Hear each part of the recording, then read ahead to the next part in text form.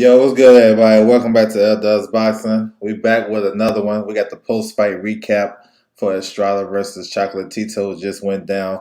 We're gonna cover that whole card. You know what I'm saying? Go run through everything. I want to salute everybody coming through the building. Make sure you guys hit the like button, subscribe, all that good stuff. Feel free to hit me on my social media, scrolling across the bottom. Twitter at OverJ, Instagram L Dubs Boxing. It's all good. My man Yabe in the building. What's good? He said, "I can't wait to hear your opinion on that stoppage." Which fight? You talking about Pacheco? Yeah, with the Pacheco, that shit was crazy. If you talking about that one, let me know which one you talking about. Let me know which one you talking about. Salute to you, bro. But let's get into this card, man. Pretty fun card as we expected. You know what I'm saying? With Chocolatito and Estrada 3. We already knew what time that fight was. We're gonna get to that. But I'm gonna touch on some of the undercard fights. Starting with the women's fight, Fiera versus Brown. I mean, Fiera, listen, she's trying to be world champion next year. She fights at 130 pounds, Olympic silver medalist from Brazil. She's 2-0. She just fought 3 weeks ago. Then she fought tonight. She scored the second round TKO over Brown. She dropped her twice, and excuse me, and she dropped. She stopped on her feet. She's coming. You know what I'm saying? So these ladies at 130, 126, 135, they about to look out. This one can fight. You know what I'm saying? So good performance by her, and then wait for her to stay active. You know what I'm saying? Steph in the building. What's good with you, bro? Salute.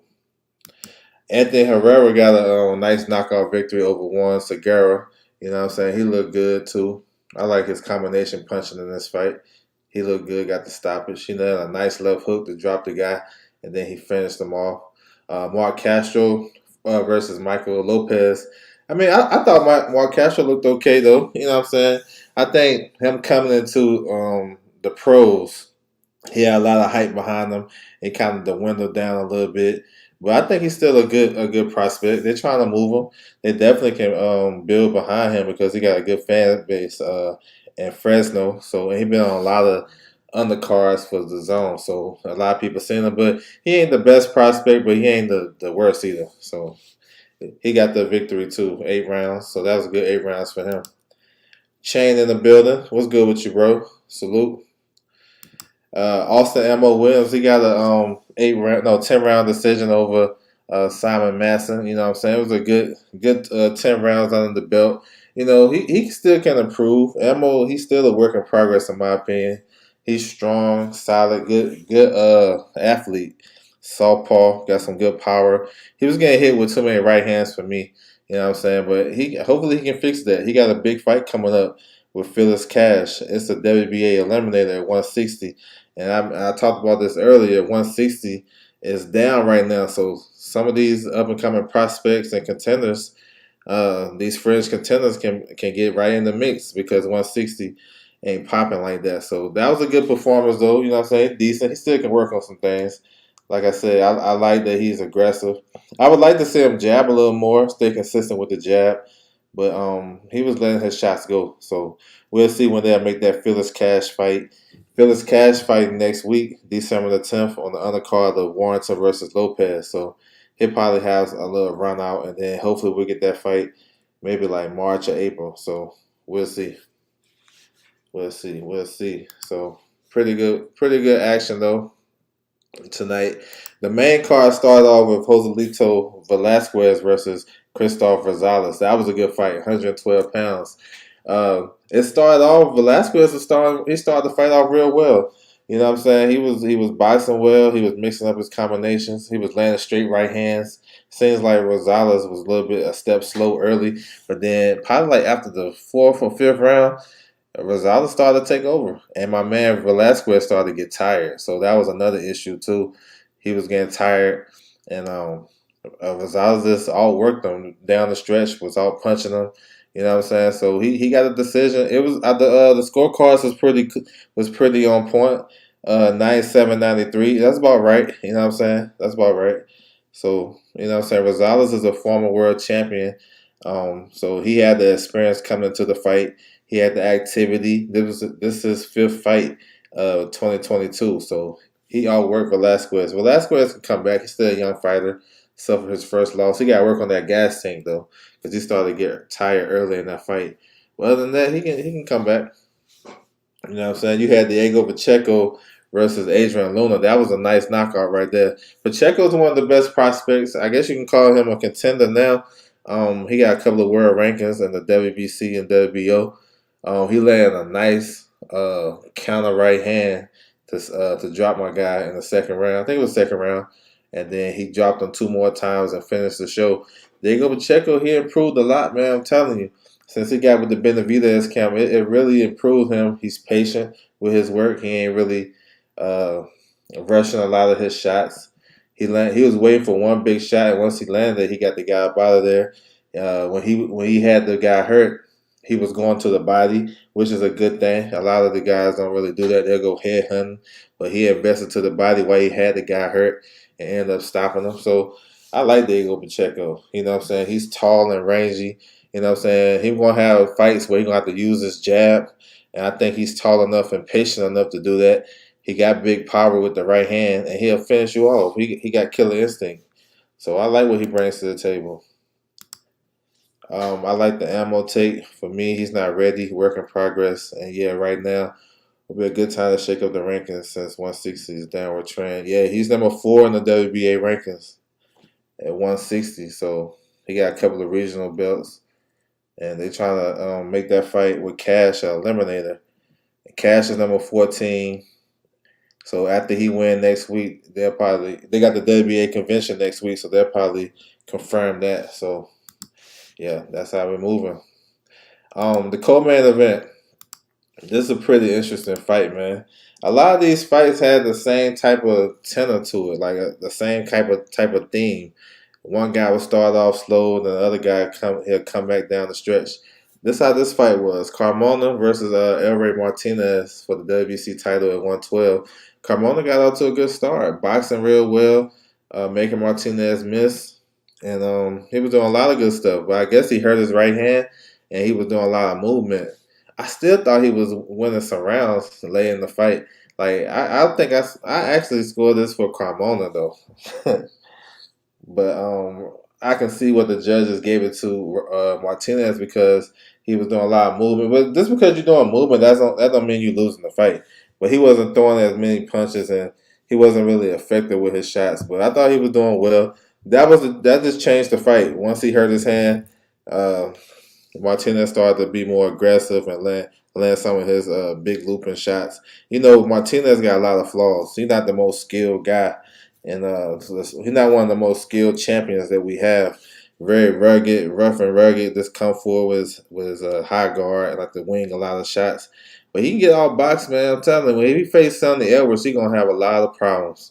Because Carmona was doing some shit that if that was Sonny, like with the footwork and stuff, in and out, landing his shots and getting up out of there, he's gonna have a lot of problems with Sonny Edwards. So this is a prelude right here. But they gave it to Martinez. I thought the 117 scorecard was real wide.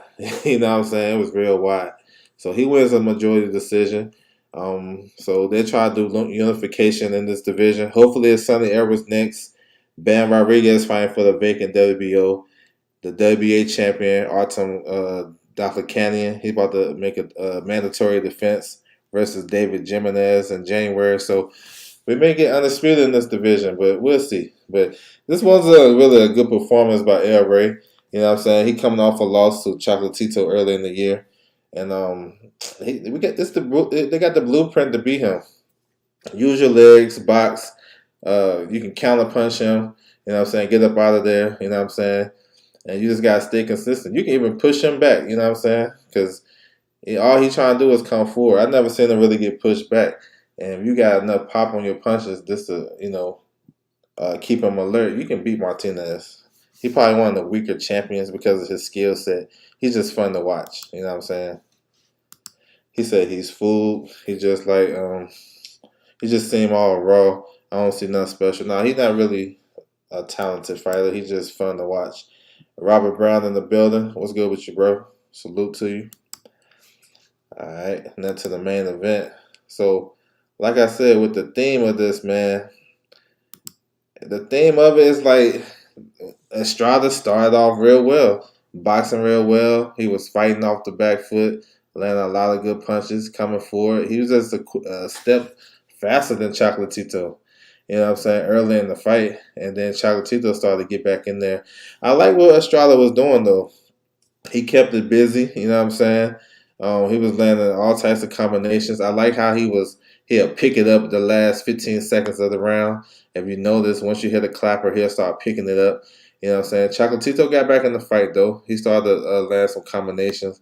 He was doing most of his work while Estrada was against the ropes. When it was in the middle of the ring, Estrada was quicker. You know what I'm saying? He was boxing well. He was doing a lot of good stuff. Now, I will say this. A lot of the shots, a lot of the punches that Estrada was throwing, it was hitting on Chocolatito's gloves. A lot of those punches wasn't scoring punches. Like the first round, he threw a lot of punches, but that shit wasn't landing. It's just he threw more punches than Chocolatito, and I guess he got the ring generalship on that one. But he really wasn't landing a lot of clean shots until later in the fight. But I thought Chocolatito got into a groove and started to win some rounds in the mid rounds and late in the fight. I like how Estrada closed the 12th round though to seal the deal. I thought he needed that to seal the deal. I had the fight close. I had a 7-5 Estrada. You know what I'm saying? I don't think Chocolatito really he got back in the fight, but I don't think he did enough to actually pull it out. You know what I'm saying? So the scorecards was the one scorecard was 114, 114, 116, 112, and 115, 113. So that's about right to me. And they gave it to Estrada. So that's what's up. So he won the trilogy. He's the WBC champion. Big things ahead for him. You know what I'm saying? Chocolatito still can come back if he wants to. He can get big fights because he's a big name. There's no shame of losing a fight with Estrada because he's another great fighter. You know what I'm saying? These guys are willing to fight each other. It says shouts to Sonny. Diego P. Fight Right Future. Yeah, I like Diego. Yep, he trained with Benavidez. Cyborg training with Benavidez too. She fighting on Buzz Undercard. I know you're gonna check that out. Salute to you. But Chocolatito, he still can have big fights. Like he can get Donaire. That's a classic fight. You know what I'm saying? He said Chocolate can only come forward on a Strata style. Yeah. Yep, that's the only thing he was doing. He didn't really start cutting the ring off until like the midway portion of the fight, and he was down to me. And he got back in the fight though. Props to him. But I thought he needed that 12th round to get a draw, in my opinion. But it is what it is. But it was a good fight though. You know what I'm saying? It was a good fight. It wasn't the best fight of the three. I thought the second fight was the best fight. But it was a good fight though. It probably was the second best, maybe. The first fight was all three of the fights was good though. So I don't know. I just feel like the second fight was better. So yeah, Chocolatito, he still can have big fights though. He's still a big name. Estrada, so since he's a WBC champion, he can unify with the winner between Ioka versus Franco was going down later on this month. Unification at 115. I like to see that. That'd be dope. You know what I'm saying? The IBF champion, Martinez. I'm cool with that unification too. He fights on PBC. Maybe they can make something happen with Estrada. That's a good fight. So, I mean, if you look at it, 115 can get unified. I think the only hiccup is Junto Nakatani, the WO mandatory for Ioka. So maybe that may be a little hiccup. But Junto Nakatani is a good fighter too, so he can get in the mix too. He might get the winner between Ioka and Franco. So that may kind of throw a curveball. But meanwhile, while they doing that, Estrada, he should go after the IBF champion if they can make that fight. I know the IBF champion, Fernando Martinez, he just beat Cajas twice on PBC. He has a mandatory, but we got to see how that works. I like to see Estrada fight him next. You know what I'm saying? We'll see. But, that was a good fight, though. He said he could only fight at close range, uninspired. I thought he was a step slow. I like how he got back in the fight, though. You know what I'm saying? But it was just the quickness. I thought the boxing ability of Estrada, ruled the day for this fight right here. But it was a good fight, though. You know what I'm saying? It was a good fight. I thought it would be a little bit better. He got up to a slow start. I think he gave up the first 3 rounds, basically. No, I gave him round three. He like the first. I think I had it 4 rounds to one going to the 6 rounds for Estrada, and I just thought he was giving up too many rounds, and he was just a step too slow. So salute to Estrada though. That was a good fight, and that was a. That's what I'm saying. Like when you're doing this pound for pound list, like you can make a case for Estrada to be on there, but you can't have him over a lot of these other guys that's doing a lot of good stuff that he's doing too. But Estrada is a good fighter, man. Like he can fight. You know what I'm saying? He ain't trash. So like I think a lot of people who put him on the pound for pound list just more familiar with him, and sometimes everybody's pound for pound lists have an agenda. I seen some pound for pound lists is all PBC fighters. I seen some where it's basically all top ranking matchroom fighters and no PBC fighters. It depends how you're looking at it. But I think Estrada is a good fighter. He's definitely like a top 15 guy, top 20 at least. You know what I'm saying? So. But he got some big fights ahead of him. Like I said, I want to see him unify. Even a Ben Rodriguez fight, I'll take that. You know, these guys moving up. Donaire is another guy. Donaire is a legend. I mean, he might want to drop to 15 and try to fight one of these guys. That's still a big fight. So, we'll see, man. We'll see. We'll see what happens. King Mitch in the building. What's good with you, bro? Salute. So yeah, all these pound for pound lists and all this stuff, it's all subjective, and it's good though that people doing it. It's like they're showing interest in the sport. So I always welcome that shit. I just I just don't like to down no fighter. If another guy great, then call him great. Say he a dope fighter. You don't gotta say, well, he's small. Who has he fought? That's the shit right there. Who has he fought? He said Estrada again. Yeah, I thought he won this one. I thought Chocolatito won the second fight, but Estrada won this one for me. Yeah, I agree with the scores.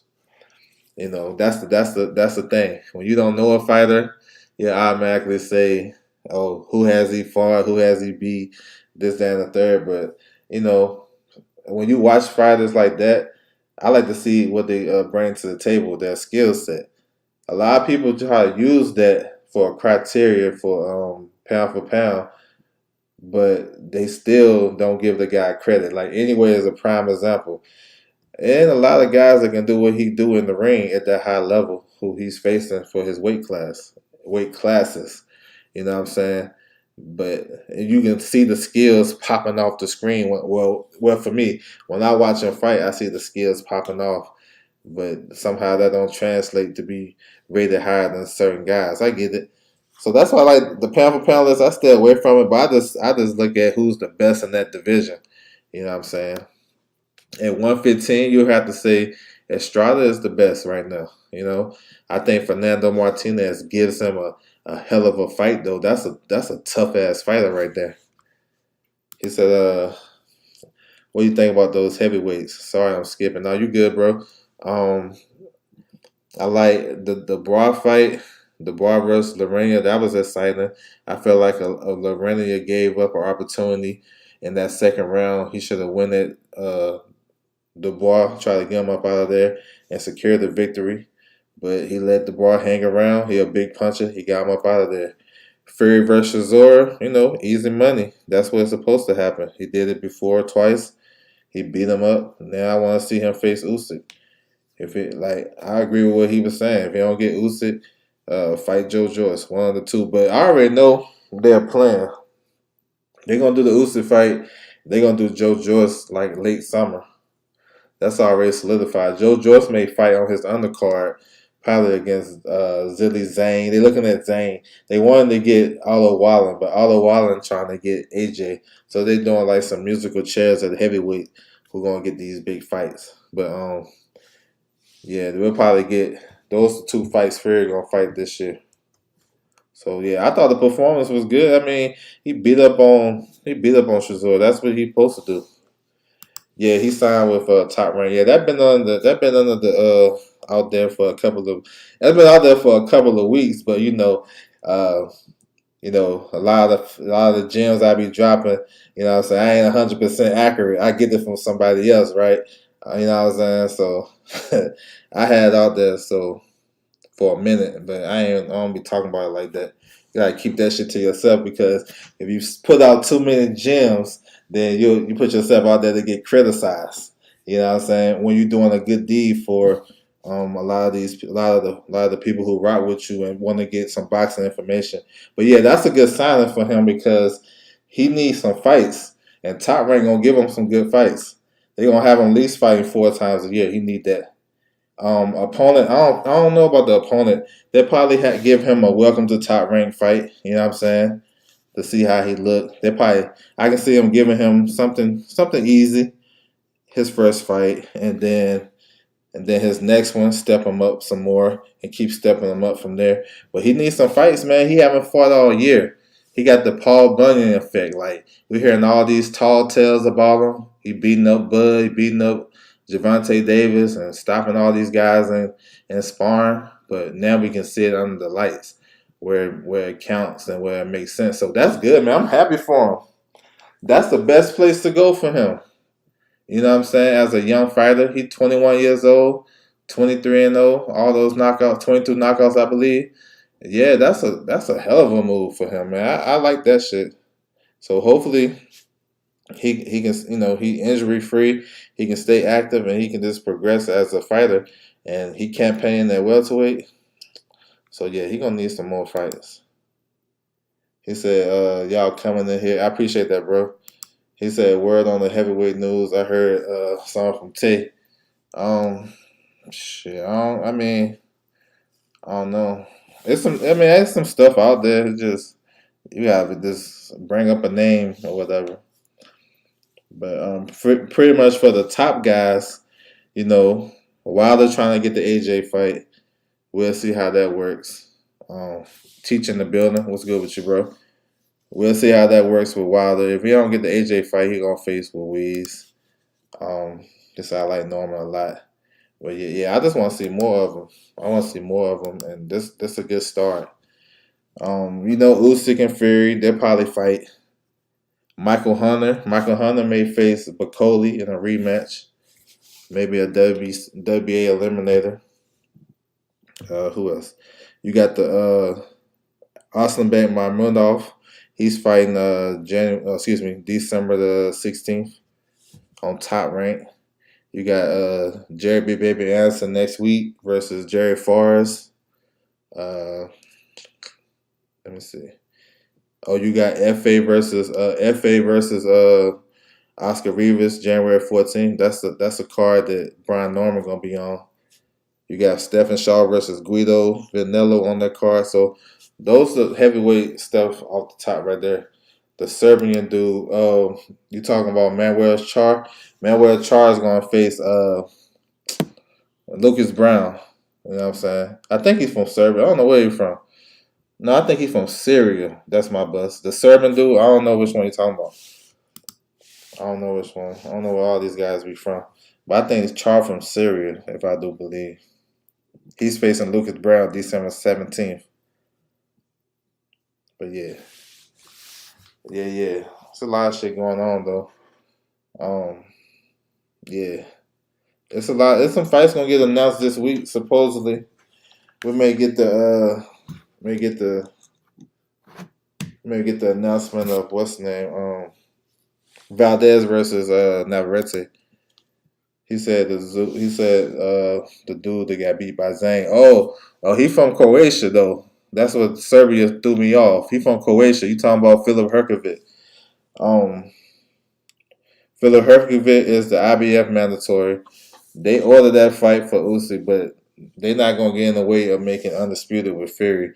So, Hrgović would probably have like a stay busy fight on Matchroom sometime next year and wait his turn. The WBA is next in line though. Actually, that'd be Daniel Dubois. So the IBF and the WBA had that situation before where they had two mandatories at the same time and one jumped the gun. It happened twice this year, if you guys remember. It happened with MJ, the unified champion at 122. The IBF ordered Marlon Tapales, to fight him. but but they came to an agreement, and the WBA allowed the WBA mandatory to go first, Ronnie Rios. So that's the first one. The second time was Triple G. He got 2 mandatories. The WBA ordered Lara. Then they got together and they allowed Falcao, the IBF mandatory, to go first. So now it's the same situation with the WBA and the IBF. So they'll probably bypass Herkovic and let Dane Dubois be the mandatory. But the Dane Dubois mandatory ain't gonna come into effect unless they can't make the Fury fight. And I'm pretty sure that Fury fight is pretty much done. They're just waiting on if Fury healthy enough or whatever. If he's ready to fight in late February or March, that's what I'm hearing, then we'll get that. So Herkovic probably just have to have some stay busy fights. He said Big Fish back on vacation yet. Yeah, Bud got a big fight next week, so he should be good. I think he been training. You know what I'm saying? So, yeah, you know about that fight coming up next week. I don't think he been on vacation in a minute. Just in training camp. So we'll see what's up. I know next week that's a big fight for y'all to, you know what I'm saying, to hate on. So let's get it popping. He said Laura and Danny. I don't know about fine. I think just a WBA regular title fight. I don't think it's no eliminator. Trill Hill in the building. What's good with you, bro? Salute. He said no intrigue in the Fury fight. Yeah, it depends on, what you like. For me, it was a lot of intrigue because, the way I like to cover boxing, I like to watch everything. So it's a lot of intrigue for me, you know what I'm saying? No matter if I like Fury or not, I still watch his fights, you know what I'm saying? It's just for me. But yeah, I get it though. A lot of people ain't rocking with him. He said he on vacation. Oh, I don't know. I don't even keep up with Earl Spence going on vacation. I don't know about that. I just want to see him back in the ring. Yeah, hopefully he'll be at the he should be at the fight in a couple of weeks with Frank Martin. So I don't know if he on vacation. I don't be keeping up with that. So I don't know. I was saying he did the coin toss at the football game, at the Big 12 championship game. That's about all I really seen of him lately. All that other stuff, I don't really know. But I am locked in when he gonna fight. I hope he fight.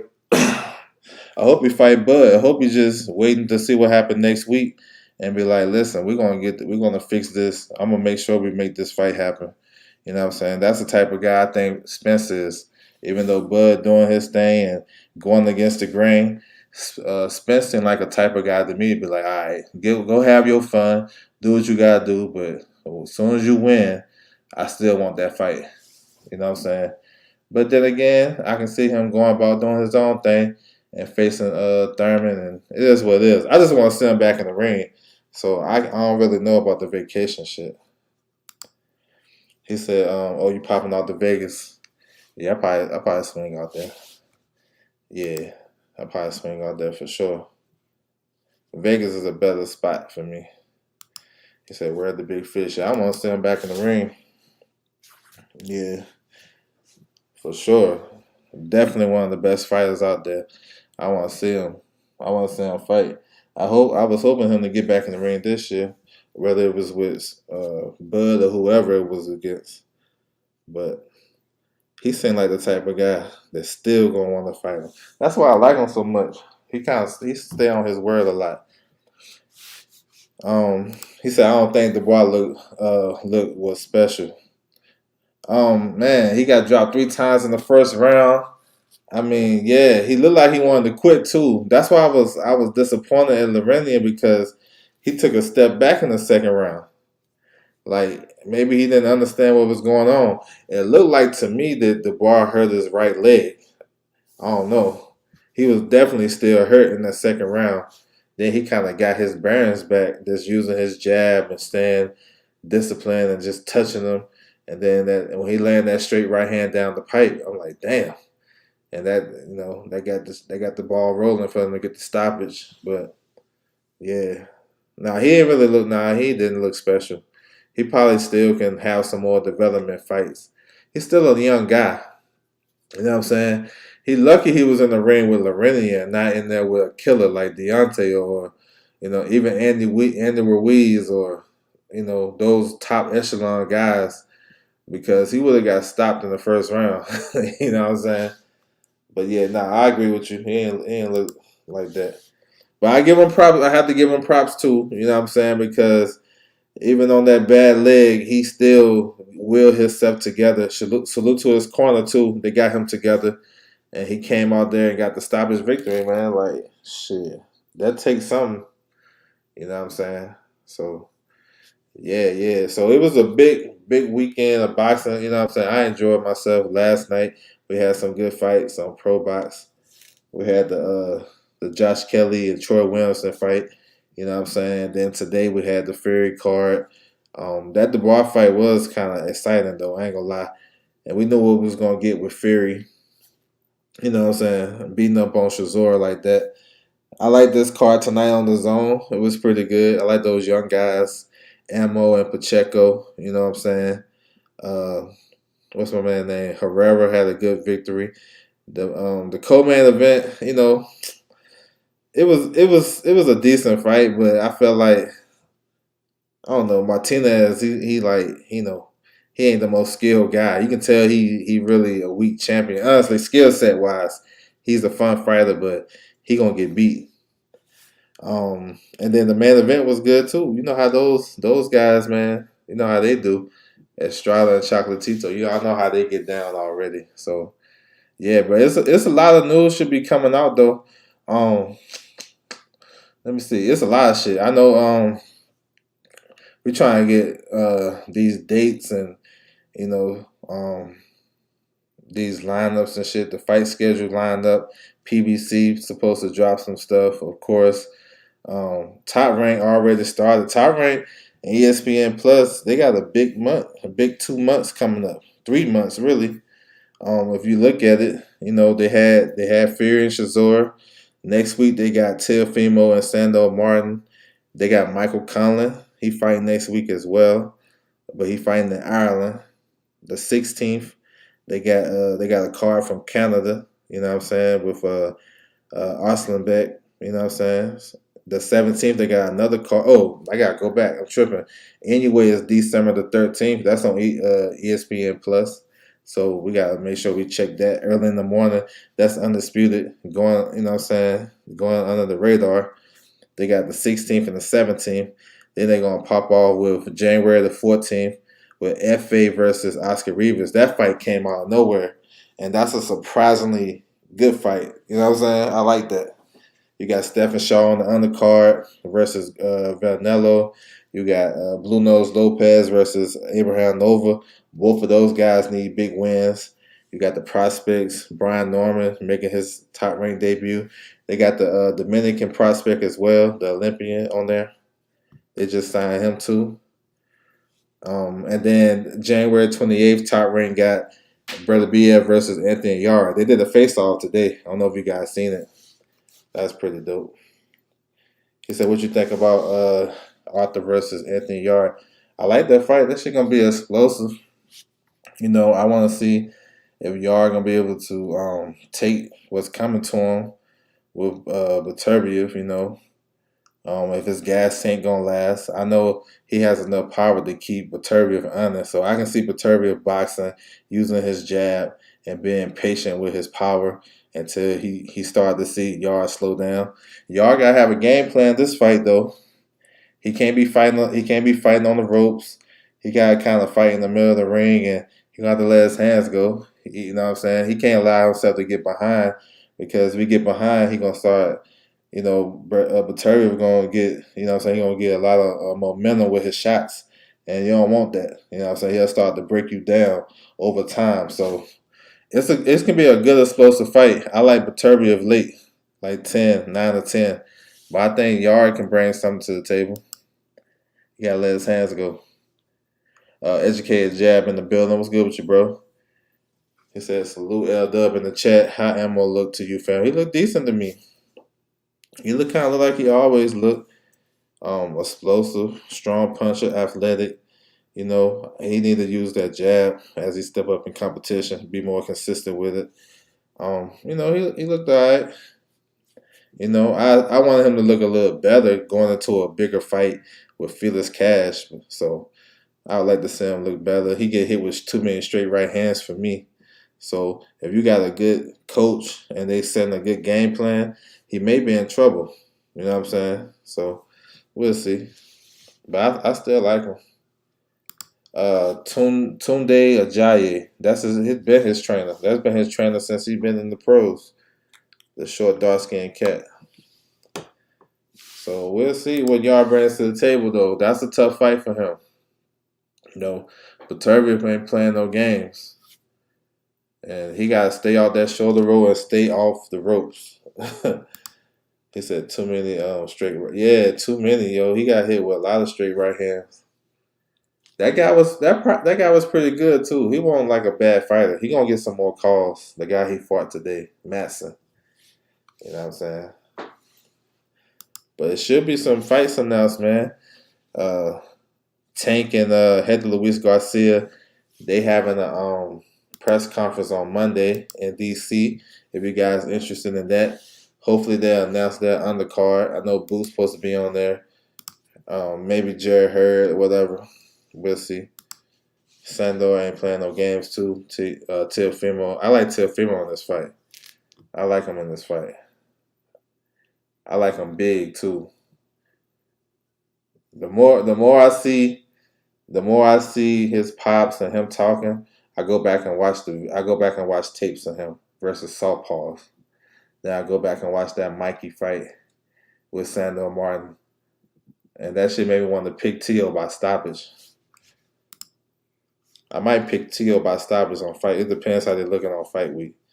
He said, I like Sandor in the fight. I like Teofimo. Why Teofimo? Because he's good with southpaws, straight right hands. He's explosive. You know what I'm saying? He know how to turn with those southpaws.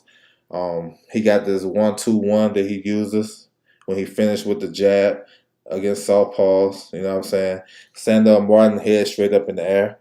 And when he's backing up, he don't throw a lot of punches. He throw one punch at a time.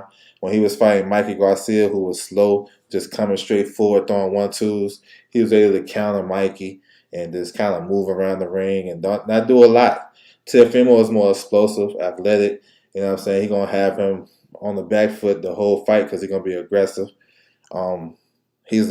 He's great on Heisman night. Teofimo is great on Heisman night. Y'all seen his highlights. And with southpaws, he's real good. Y'all seen the Lomachenko fight. Y'all seen Magdaleno. Anything else. So I think Sandor Martin can give him problems in spots because he can slow down the pace and make Teofimo he can make him like have Teofimo trying to throw big shots.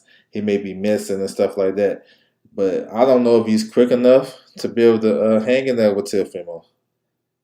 And I don't think Teofimo is the biggest puncher at 40, but he's sharp. He's sharp. He's athletic. And I think the speed is going to be the thing. I think he's going to fuck around and stop my man. You know what I'm saying? His pops, them guys, if you going off because y'all don't like him, you got to think about something. His pops been delusional ever since I known them. And he was talking that same shit before they fought Lomachenko. And we'll see what happened. You know what I'm saying?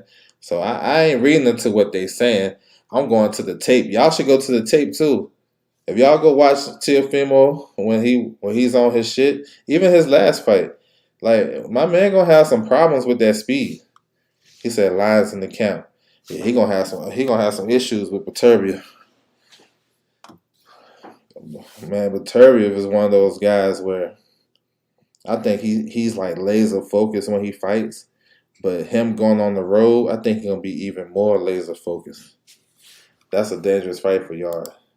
He said, but no defense. Well, we're going to see if my man going to capitalize on that. If Sandor Martin going to capitalize. He's not a big puncher. So it ain't like you're going to have Teofimo scared to throw punches. We're going to see. We can put some bread on the line, too. Cash App is scrolling across the bottom. If you're trying to bet something, Steph, let me know. He said his footwork, Sandor footwork good. That gives to your problem decent combination. So we're gonna see. Hey, Cash App is right there. You can get in on this too. Let me know what you're trying to do. I like Teofimo. I don't know. I don't know. When I be watching him, when he's on his shit, he's hard to beat because he's explosive. Now my man gonna have to let his hands go. He gonna have to get this jab going, and he can't be throwing one punch at a time like he was doing Mikey and doing all that shit. It's a different fight. It's a different fight. And and another thing too, if the same people that giving Mikey, they're not giving Mikey the benefit of the doubt like they gave Tony Harrison and Jared Hurd.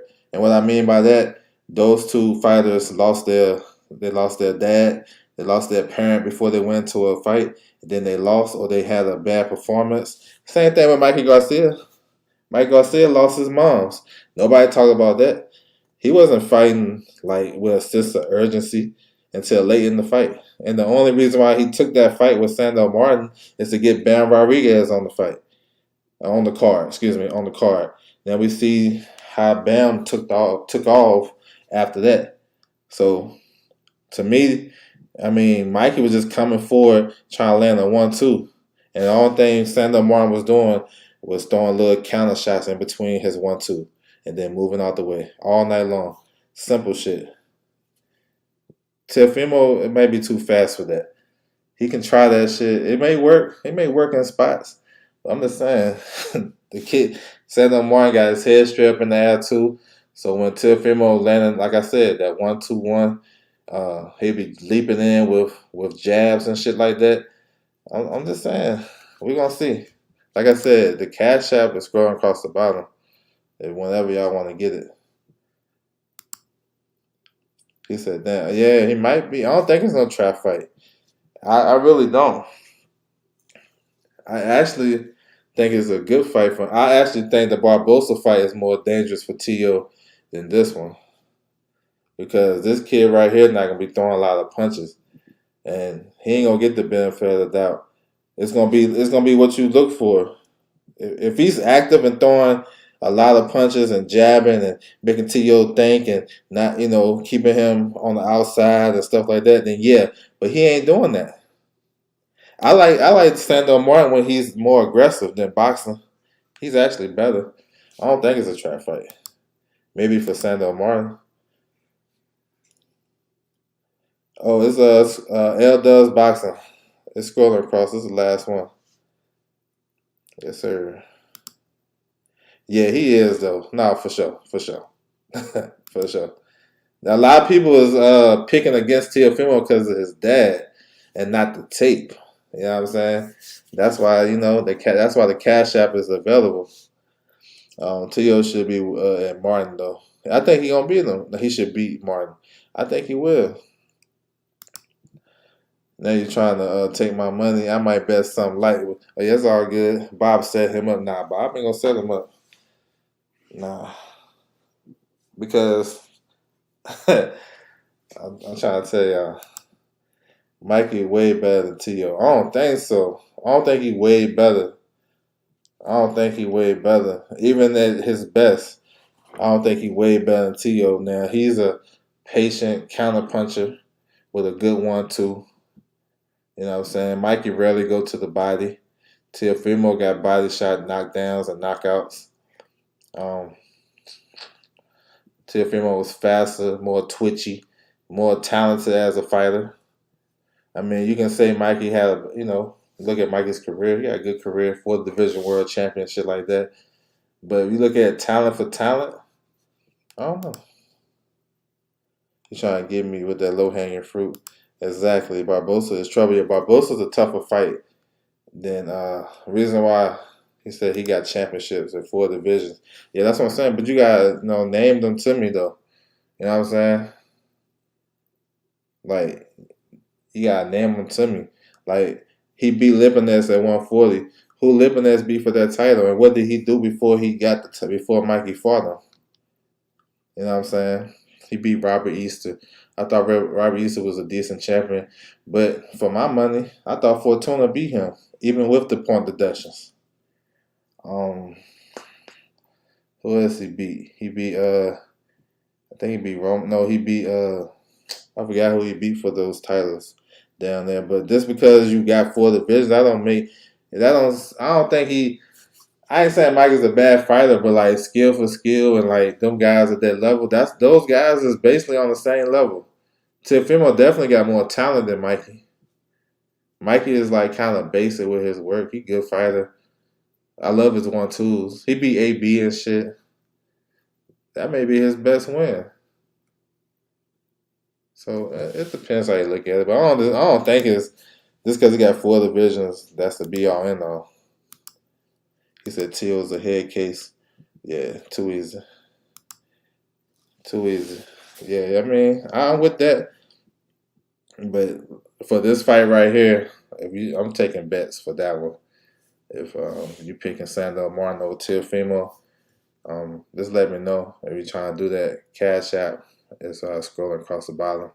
It's the last one. L Does Boxing. Feel free to tap in. And the thing with Sandor Martin. So this that shit right here. I have to break it down because I know a lot of people don't be in the inside of the shit and don't be knowing. But Sandor Martin was like the first choice of Teofimo to come back in December. Before they picked Pedraza, it was Sandor Martin.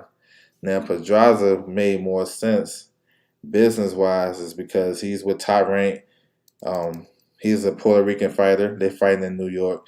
We familiar with him, but he's coming off a draw with Richard Comey. So the bigger name cachet has always been Sandor Martin. They try to get that fight. Sandor Martin priced himself out. But, you know, we don't know that as just regular boxing fans. We just want to watch the fight. We don't be knowing what's going on. So if y'all know how Top Rank do with their you know how they do with their matchmaking. So if Sandor Martin was the first choice, y'all already know what time it is for Teofimo. And y'all saying in the chat, my man said he's a head case. He even come in the chat and say what's good. He said Teofimo is a head case. You know what I'm saying? So if we saying that he delusional, he got this shit. So if we saying it and we know about this, Top Rank and their matchmakers know about that. If they know about that, why the hell they picking Sandor Martin first? He turned it down though. Originally, until my man got sick, so they made the Pedraza fight. Pedraza got sick.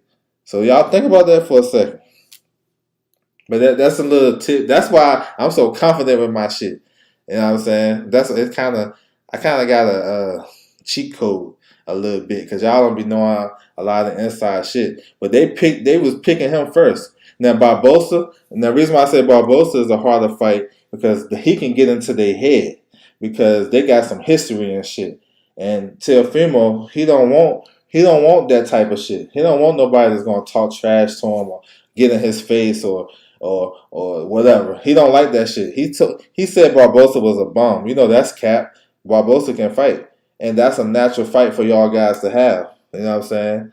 Undefeated fighter, stuff like that. But he didn't want to fight him because of some shit that happened outside the ring. So y'all right. He got some shit going on upstairs. His pops be on some other shit. But Top Rank wanted Sandor Martin first. That was the original opponent. You know what I'm saying? He turned it down because he had another opportunity. He thought he was going to get a bigger fight. He thought he was going to get something else. You see what I'm saying? So, I don't know. Y'all, but like I said, y'all still want to take that bet, let me know. And I'm showing you my hand. You know what I'm saying? I'm showing you why. I'm letting you know why. You know what I'm saying? But it is what it is. He said styles make fights. Yeah, that's facts. He said, I know you in the inside family. Yes, sir. You know, try to be. He said, well, it's a sanctioned fight. I think the WBC the WBC making it an eliminator. So yeah. Teofimo is too good for Martin. I think so too. He said, yeah. I'm telling you, man, listen. Top Rank. It's right there for y'all though. If y'all look at it. Now, if y'all see what happened with the Kambosos situation. You know what I'm saying? Him and Kambosos got together and they kind of colluded to get that money. Let me go through the chats real quick. I'm gonna break this shit down. I like Mikey more than Tio, but I say Tio definitely more talented, speed, power, fast twitch. Yeah, I'm with you. Yeah, Mikey got a good ring IQ. Yeah, Mikey is a good fighter though, for sure. He said, "I'm listening now, Dub." He said, "All fighters look for advantages." Yo, with this Teofimo shit, Top Rank reel him in. You know what I'm saying? Him and Cambosos got together and colluded with each other and got that Triller purse bid. So they both can make the bread. We all know what happened with that. Teofimo went over there. They told Teofimo not to even take the fight because he had some type of medical issue, which from what I heard is legit. It was legit. Now, I don't know if it was like life threatening, but it was something they encouraged him not to take. But since they had all this uh, delays and postponements with this Cambosos fight, then he went over there and he lost. It is what it is. I thought Cambosos won that fight clear. So after that fight, they're gonna reel him in. And like, okay, we're gonna do it like this. You know what I'm saying? All that shit that they taught, that they the best at 140 and this, that, they fought Pedro Campa coming off of that long layoff and a loss. They didn't go fight Barbosa. They didn't go fight Pedraza. Y'all feel what I'm saying? Look at the movement. This is how they're gonna reel them back in. They're gonna do it their way. Yeah, they picked Martin. They wanted Martin first, but Martin was, I guess, he was unavailable. He was trying to get something else. So, okay, we're gonna bring in Pedraza since Pedraza is an easier fight to make. Look how they're moving him. They ain't taking him straight now. If they was really talking, like if they believe in what they've been saying, what the senior is saying, and all the and Teofimo, they would have gave him Barbosa. You know what I'm saying? They would give him Jose Ramirez. That'd been the second fight. Barbosa then Jose Ramirez. So if you look at how they're moving, they doing it. They're not moving him. I ain't gonna say no promoter moving that fighter to lose. But with Teofimo, they gonna, you know what I'm saying, they're gonna take their time with him now before they say, okay, you can go do your thing. We're gonna put you in the deep end. They're gonna take their time to build them up a little bit. They get them back to a certain point. Then they're gonna go for the big fight. That's how they've been doing. That's how they've been doing. You know what I'm saying? He said Mikey was an excellent lightweight. Yeah, I thought that's I always wanted that Lomachenko fight. I thought he left that fight on the table when he retired. When we look back at his career, we're gonna think about that fight. Like, yo, you should have had that fight. You know what I'm saying? So yeah, I thought he was a great lightweight. I like when he came back after the hiatus. Um, and I thought his power was real potent at 135. So yeah, I'm with that. He said Mikey first ballot. It depends on who's coming out that year. Like real talk, it depends who's coming out that year. I mean, James Toney wasn't first ballot. You know what I'm saying? So that shit's kind of hard to determine. If James Toney wasn't first ballot, you know what I'm saying? You gotta think about that for a second. I don't think all first ballots are not the same no more. It sounds good, like like in the NBA, we know LeBron, Kobe, MJ, first ballot, right? And boxing, it ain't made like that. That shit ain't like that. So that's why I said it depends on the year. He said I wanted to get away from the top rank ASAP. He said I want to get away from top rank. I like top rank. I like top rank. I like what they do for the young fighters. I like how we can see the young fighter from pro debut all the way up until a world title. I like that. He said, yeah. James Toney is literally one of the no, for sure. No, for sure. He got in, but he should have been first ballot. Yeah, I like James Toney nice with it. For sure. But I'm looking forward to these announcements though. The announcements for boxing fans is like that shit's sometimes better than the fight. You know what I'm saying? Get us hype. If somebody say about a fight happening, it's like the Tank and Ryan shit. Like they not even fighting next, and I'm hyped just to know that they got a deal in place It's like so crazy to me. And I think it's cool though. Both guys can get an interim fight in. So that means hopefully they come out their fights clean. You know, we keep the fighter active and they come into a big fight. And that's one of the things that us boxing fans always complain about. These guys not fighting enough. Well, if everything goes to plan, Tank and Ryan will fight 2 times from within the first 4 months of the year. Shit, you can't beat that. He said Top Rank knows how to develop fighters. That's facts. They got a lot of prospects, man. Real good prospects. You know what I'm saying? And they keeping them active. A lot of these guys fought 4 times a year, 3 times. Look, Torres is 4-0, I think. The kid Torres, he 4-0. And he had injuries and shit, had a cut. Still got 4 fights. So yeah, Top Rank do know how to develop them. They tell their story and all that shit. And for me, one of the best things that happened that they did is ESPN Plus, where they show all the fights. Like you can follow a young kid, like I said, all the way from pro debut, all the way. Like I seen all of Duke Reagan's fights, Troy Isley fights, Shoes fights, Keyshawn, all those guys, Tiger Johnson. Jerry B. Baby Anderson. Look at Jerry B. Baby Anderson in the bubble. He basically damn near saved boxing. You know what I'm saying? All those fights he had in the bubble and the way they built him up. Now he about to make a run at like the top 10 at heavyweight. So yeah, I'm with that. I'm looking forward to Tank versus Garcia. That's a great fight. Yeah, that's a great fight, man. I like the fight. I think my man can cause some trouble. You know, Tank is a what do you call it? He's an economical fighter.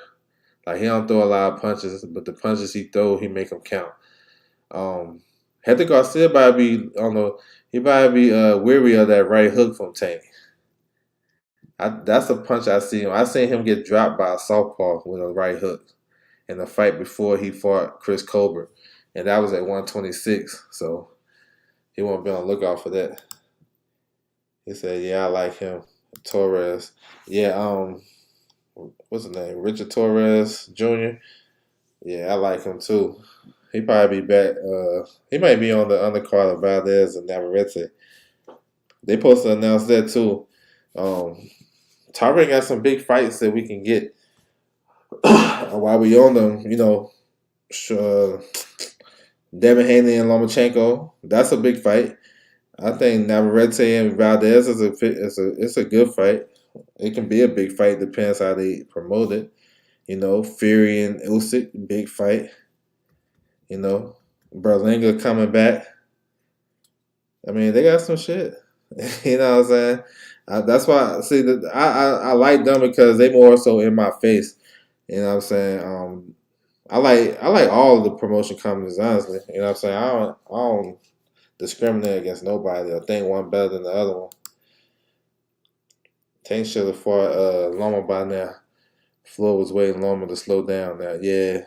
Nah, they should have. Yeah, I agree with that. Nick and my man Nick in the building. What's good with you, bro? Salute. Appreciate you. Salute to you, bro. I like Dev over everybody at 35 until he move up. Man, I like Devin Haney too. But I think Tank beat him, and I think Shakur beat him. I think he beat Lomachenko, though. I think those are two that can get him, but we'll see. I know Devin ain't afraid to fight nobody. He doing the right things as a champion. I respect it. And shoot, I want to see him. I want to see him and Lomachenko. And then if he gonna stay at 35, do your you know what I'm saying, do your thing. If not, move up to 140. He can make some noise at 140. You think Devin stays? You mean at 135 or top rank? I don't know what he'll do. You know, they got their own their blueprint to the championship is different from a lot of fighters. You know what I'm saying? So, but I think at 35 though, his last fight is with Lomachenko. I don't think he'll stay for Shakur or Tank, unless I don't know. I don't know about. I think he no. You know what? I take it back. He may stay for Tank, but that fight seems so unrealistic. he probably wouldn't even stay for that. You know what I'm saying? But we'll see. PBC got the best cards to me. Um, I mean, they got some good cards, no doubt. They've been having some good undercards though lately. Top to bottom, they've been having some good undercards. I mean, I like PBC too. I like all of them. They gonna give me the fights. I'm gonna watch. He said, "Stay with Tyrant." Shit. It depends, yo. It depends. Right now, I'm gonna say I don't know, but it depends. Like if he stay at if he move up to 140, it wouldn't be a bad idea to re up with Tyrant if they can get him the Teofimo fight or the Josh Taylor fight. It'd probably be a good idea. He can fight Jose Ramirez, Zepeda. So we'll see. He'll have some options, but I don't know. Bon Quique in the building. Salute. What's good with you? He said Dev jab though. Yeah, he got a hell of a jab. If he stay on the jab and discipline, he should. Man, I don't know about easy work, but that jab. You right about that jab. Salute to the name too. So yeah, bro. Nah, I mean, I'm just. I don't. Like I said, I think those two guys can beat him, but that's not saying they running through Devin. Like that jab and the range that he have. Um, yeah, yeah, that's a problem. Is that much? Oh, quickly. I think. I think. Yeah, no, the jab is a big factor versus those guys. More so against Tank than Shakur. I think Shakur can disarm that shit, but Tank, yeah, because he really don't have to really land the jab. Just that gonna help him keep the range and keep Tank away from him. You know what I'm saying? And then sometimes Tank could take his time. Like I said, he economical. He ain't really going in there trying to just throw a bunch of punches and get you out of there. He gonna wait his turn. So yeah, we'll see. He said he got Vampire Team. I don't know. I don't really pay attention to Don King like that. He trying to get a couple of his fighters ranked though. He may have a card coming up, but I don't know. I don't be looking at his teeth like that. I haven't even seen Don King in a couple of months, so I don't even know. But salute to you on that. Let me see. PBC too. Like PBC got some shit. You know what I'm saying? This is PBC with me. They're just too like secretive with their shit. You know what I'm saying? I know they got some shit cooking, but it just be too secretive. But I know it's coming, so it really don't affect me. But to like a lot of fans, they be like, "Damn, yo, when they gonna announce their fights and they going out of business?" So that's why people be saying they going out of business because they so quiet. They don't really have no cards on Fox, and you know, but they not going out of business. They just like I don't know I don't know the formula to why they be so quiet. Other than they don't want to, maybe they still negotiating or whatever, or they want to announce it on their time. But they definitely got some shit cooking though. That's for damn sure. King was good for the fans, bad for the fighters. Yeah, I remember those cards he used to have. You know what I'm saying? He said good point. And yeah, that's why I never trip on PBC. Yeah, PBC cool. I like what Eddie Hearn doing too. I like what he doing. He got prospects that he been building up over here. Look at Diego Pacheco. Um, and I like the atmospheres they be having. Like the one next week with Josh Warrington, that's gonna be crazy. It's gonna be hard to beat Josh Warrington in that atmosphere. I'm trying to tell you. And it's crazy because Josh Warrington is trending down. If you look at everything about him, like he got knocked out by Lara the second fight. He was probably on his way to a knockout loss. He struggled with Kiko, even though he stopped Kiko.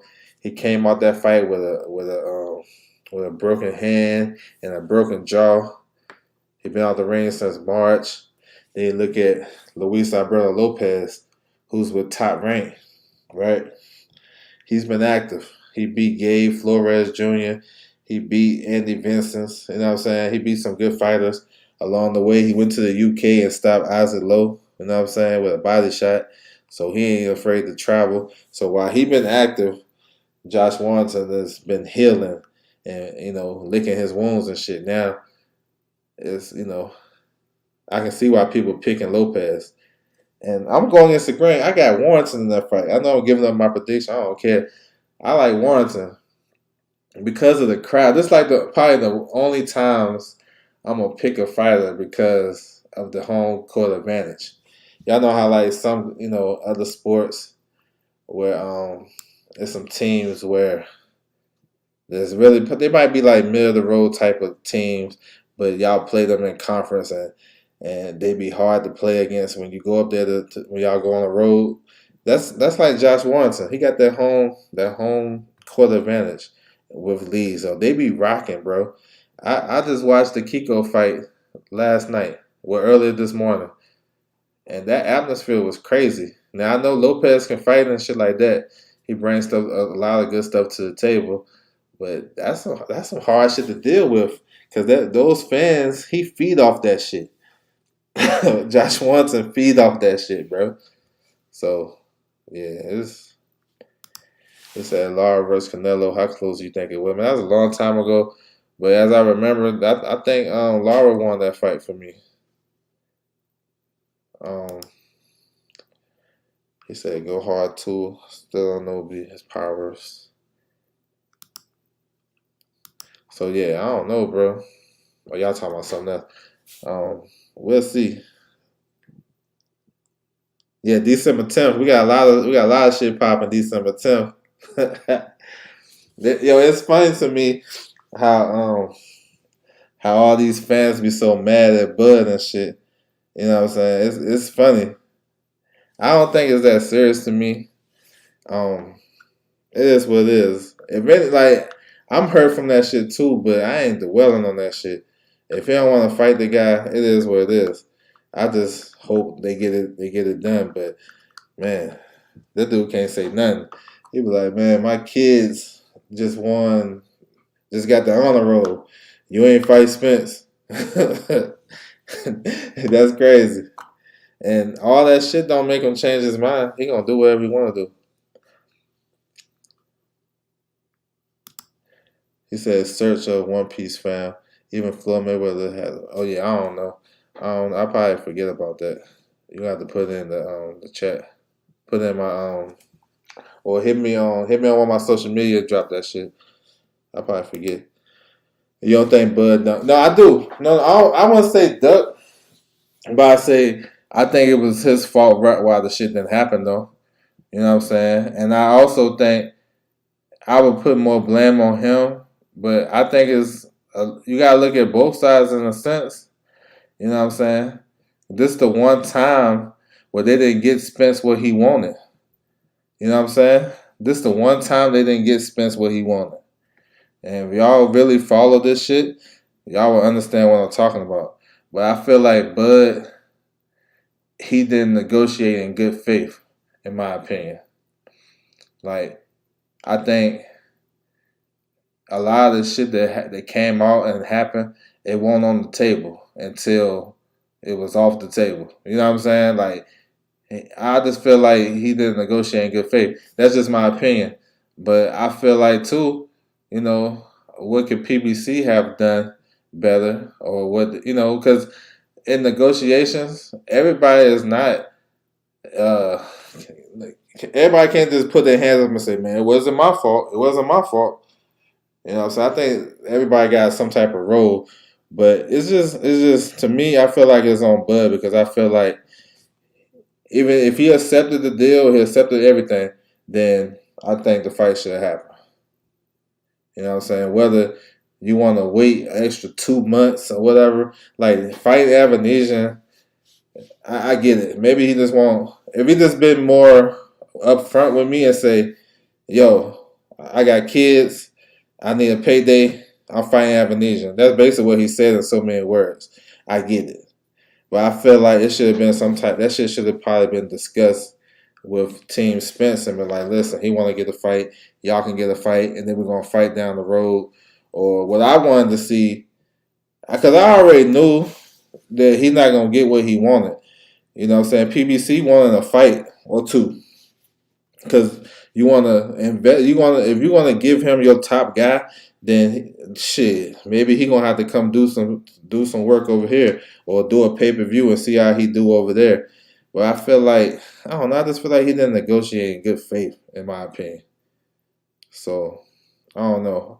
We don't. Everybody that's got their opinions on this shit, we don't know 100% either because nobody was in the negotiation room. So I'm just speaking off of my opinion.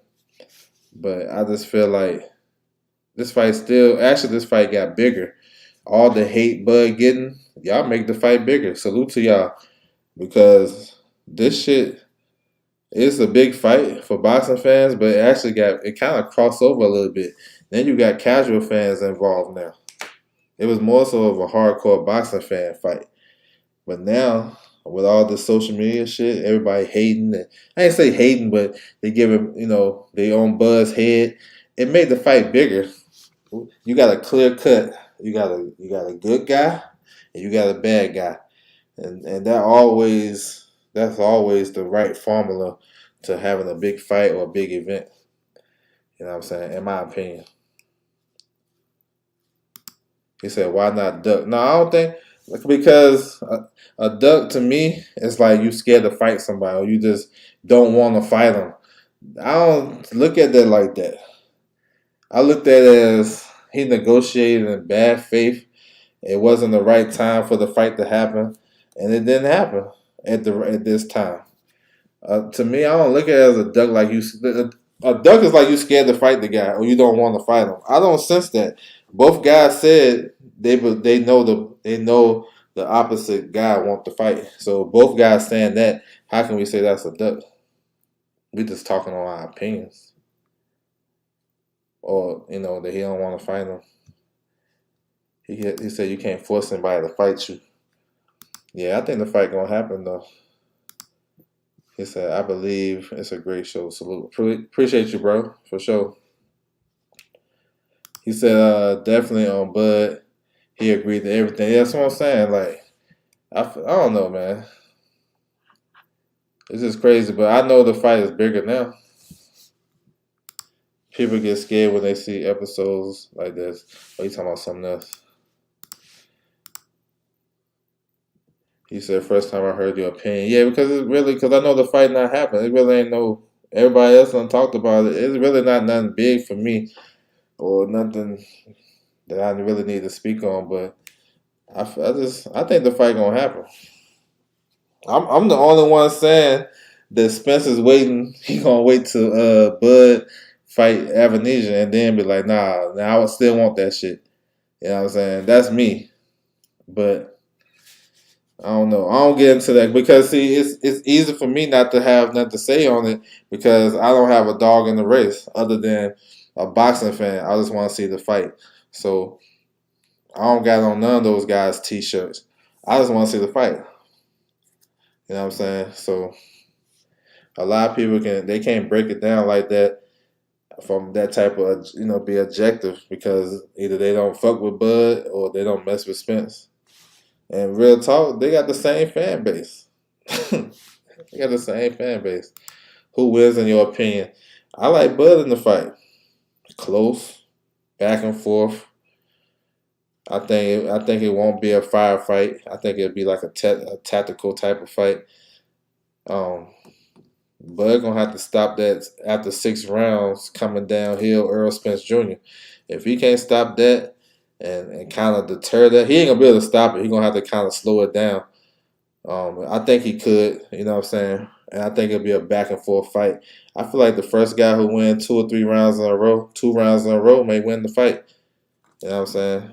But I think Bud may be a little bit more versatile than Spence. But if he started to sit and fight with Spence, Spence can fuck around and stop him late, or he can just take over the fight like he normally do. It's a great fight. That's why I want to see it. But I edge it to Spence. He said he got Spence. Yeah, you can't go wrong. He said Earl Spence will still have to activate his trap card. Okay. I didn't even know he had one of those. Like I said, I know Napoleon Armstrong in the building. What's good with you, bro? See, watching their moves. I thought the same thing, but about the WC mandatory. I mean, I feel like PBC want that fight with Keith Thurman, but I don't feel like Earl want that fight. So I don't know. That's why I'm really getting to all that shit though. I just feel like I think Earl want the Bud fight more than he want any other fight. And like I said before, he always get what he wanted. You know what I'm saying? He always get what he wanted. They made him the star when the PBC rolled out their lineup when they got Fox. They made him the star. Even on Showtime, he had just fought Peterson, and then he had the fight at home against Ocampo, and they realized, oh, we got a star. You know what I'm saying? So the next fight they had after Ocampo was Mikey Garcia at the bigger Cowboys arena stadium. You know what I'm saying? So Spence been getting what he wants. Just said this is the first time they could get the big fish. Wanting respect. Yeah, I mean, I don't know. I think Spence and Bud gonna happen. I always feel it's gonna happen. I want to see a lineal welterweight champion. Don't you already have one? Ain't Bud the lineal champion? Oh shit!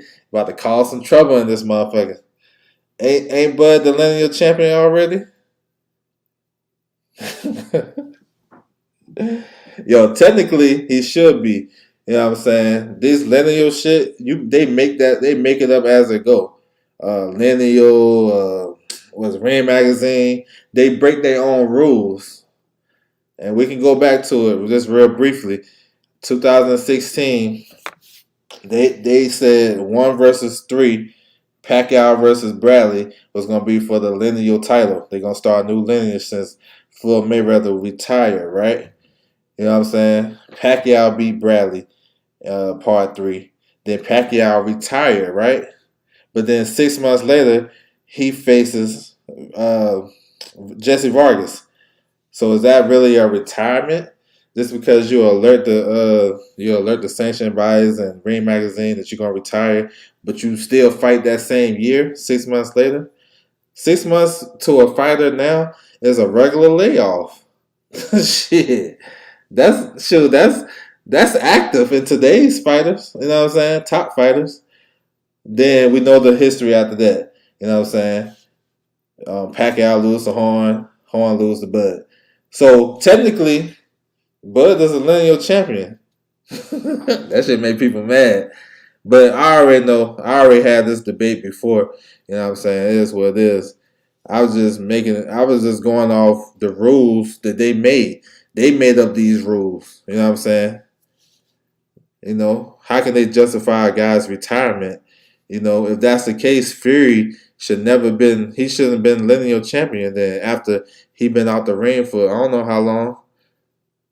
3 years was it? 4 years? I don't know how long it was, but they still like I said, it gotta fit your narrative. If it fits, then you roll with it. If it don't, then you just dismiss that shit. But yeah, if you really want to be technical, like you got to let me know what's a retirement. How like if that's the case, if 6 months of retirement, then there's a lot of fighters retired. Then you think Bud would be ultra patient, huh? No, I don't think he'll be ultra patient. I think, well, he gonna have to be cautious. I think this is the first time you've seen Spence versus Southpaw too. You know, that's another thing. I know he was preparing for Pacquiao, so maybe he probably feel a little bit more comfortable with those guys he was sparring. But this, we still haven't seen it under the lights. I don't know. I think it's gonna be back and forth. One guy win a round, one guy win the next round. It's gonna be tit for tat. Both guys are gonna get their pay. If you hit one guy, they're gonna come get it back. It's not just Bud. Let's kill that narrative. It's Spence too. I watched the Brook fight when Brook was hitting him with 1-2s.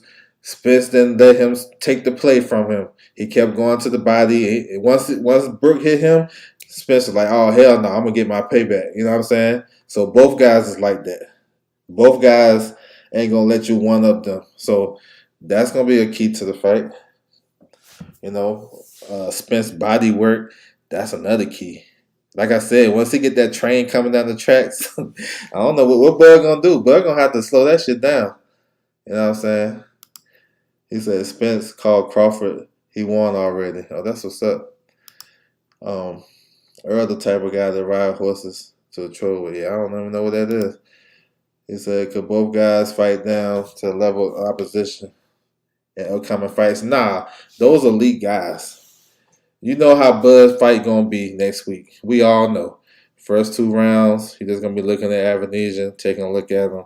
Boom. Switch to southpaw. The fight change. Stop him in like 7 to 8 rounds. We know how that shit gonna be. Spence, if he fight Thurman, he gonna be ultra aggressive. He gonna try to go to the body. He gonna get the jab going. You know what I'm saying? He gonna try to cut into Thurman's game plan. You know, Thurman trying to get at least 5 out the first 6 rounds, and he trying to coast to a decision. So he gonna try to press Thurman, keep him moving, and hopefully get him to stop and fight with him. And then Earl will probably break him down. I don't think he stop and keep Thurman, but I think he'll break him down and win a decision. So, because I think Keith Thurman know how to survive. You know what I'm saying? He's a veteran. He know how to survive. But yeah, I don't think those guys gonna fight down. I don't think so. Those guys is elite fighters. You know what I'm saying? He said how? Which part, yo? I forgot. He said how? If you still in the building. He said that was hilarious. Yeah, that's what I'm saying. So yeah, oh, you talking about the lineal shit? Yeah, that's how. Look, that's why I say, and I never knock anybody that cover the sport of boxing or follow boxing to create your own rankings. If you create your own rankings, your shit is just as dependable than the next man. The Ring Magazine, they changing their rules all the time. You know what I'm saying? He said Adonis Stevenson was lineal after they stripped him and rewarded him the ring belt. See, and then that's another thing. Is the lineal is the same thing as the ring. Like, that shit is, you can make your own shit up. PBC gonna let us know when they do. It's obviously Boots got an opponent. Who that? I don't know who his opponent is. I got some clues. The IBF number 4 guy, because I think it makes sense for Boots to fight for the IBF interim title. If he become interim champion, he still can defend it.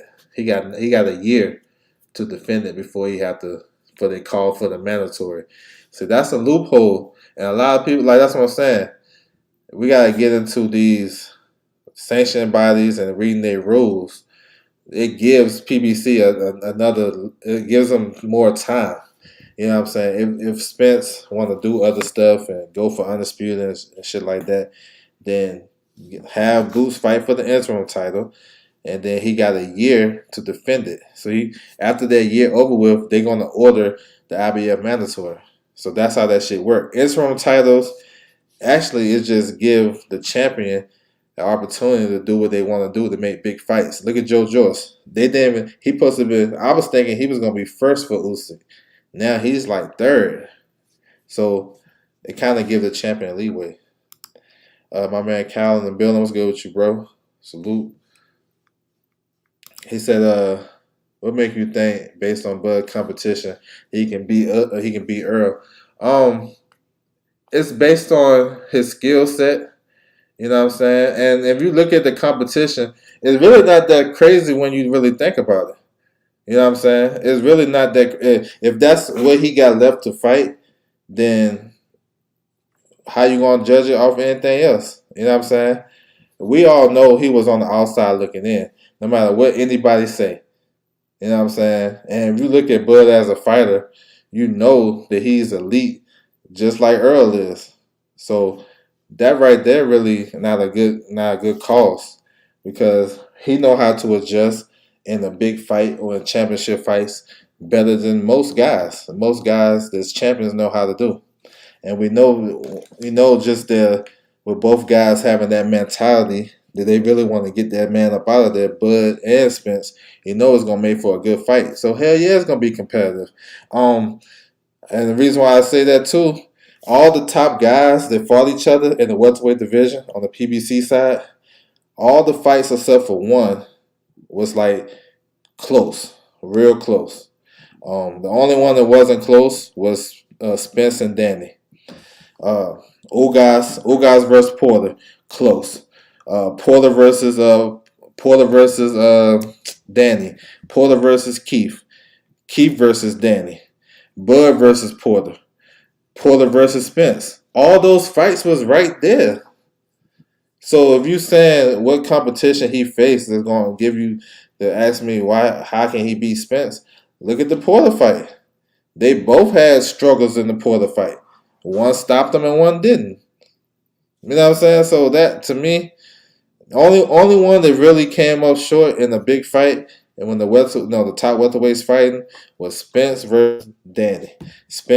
Once Spence got that engine running, he was going downhill on Danny's ass. And Danny tried to fight on the 12th round. He only won like 2 rounds in that fight. But all the other fights that I named, even Brooke, let's throw Brooke in there. Brooke versus Porter and Spence. Those fights was neck and neck. Brooke versus Bud. You know what I'm saying? That what tells me that this fight gonna be close. And he had an opportunity to win if he can make the adjustments down the stretch. Like I said, he gonna have to slow down that damn train. That's what I'm saying. So yeah, I want to dwell on all that shit like that. The level of competition and all that shit. Because, you know, that's just who he had the opportunity to fight. You know what I'm saying? He still all of those. This another fun fact. Bud fought 6 times at welterweight, right? He fought 2 fighters from the PBC. That's a hell of a ratio. You know what I'm saying? Considering the fact that he wasn't a PBC fighter, he fought 2 guys that how they got the fight, they had PBC negotiating their behalf. Amir Khan, Sean Porter. You feel me? So I don't know. Maybe I look at shit different, but I think him and Bud is 50. I mean, him and Bud and Spence 50-50. I can see how both guys can win the fight. I can see how Spence can win the fight and Bud. That's why I want to see the fight. He need to throw combinations when Spence is in the high guard and he doesn't counter. Yeah, he got to go to the body too. Go to the body on Spence too. You know, Spence when Spence get his engine revved up, he gonna go to the body, and Spence got an elite jab. So yeah, I agree. Yeah, but you know, we'll see. It's an interesting fight though. You know what I'm saying? It's in my opinion. Let me see. He said Keith needed to land an equilibrium shot on Spence early. I think he got to sit down on his shots for sure. He said Spence going to have a decade. Yeah. Don't worry about that Herkovic shit. He ain't gonna get the Usyk fight next. But yeah, Spence shit. I can justify that shit. I can justify it for sure. He has mandatory in 2018, right? Then he tried to unify. He fought Mikey. That was just a regular fight. Then he went straight into unification. After Mikey, he unified with Porter. Now during that time, the IBF, they were still trying to figure out. You know what I'm saying? I think Chocolatito fought the Japanese fighter, and then he had one more fight against Collazo, and that was considered IBF final eliminator. And that was 2019. Then what happened 2019? Spence get the car accident. COVID happened 2020. You know what I'm saying? And then, like I said, the IBF, they wasn't solidified as who was going to go first, IBF or WBC. They were still trying to figure that shit out. So then the WBC jumped the line, and that was Danny. And then Chocolatito, he ended up signing with PBC so he can get the IBF fight. So really, it is long overdue, but it is some little technical shit how they did it because Spence was trying to. That's why I said earlier, Spence got his way. He didn't want to fight no Quadratilo. Nobody want to see that shit. Which I wouldn't have minded. Get it out the way. It keep him active. But he wanted to fight the big fights. So I mean, you probably had to give Spence and his team more props for not taking that IBF mandatory when they took it. You know what I'm saying? Because that fight wasn't bigger than the fights he had. So I don't know. But it is overdue though. For real. So we'll see what happens with it. He said he's been on bigger stages against better competition in their primes. Yo, that's what's up though. You know what I'm saying? If you think he gonna run through Bud, then that's what it is. I don't think that, and just watching that shit on tape, I don't think he running through him. I don't think so. All that shit can be true, but that still don't say that it's not a close and competitive fight. And one guy with an adjustment here and there can win the fight, whether it's Bud or Spence. Like you can't knock me off that. You can't justify how that's wrong. You know what I'm saying?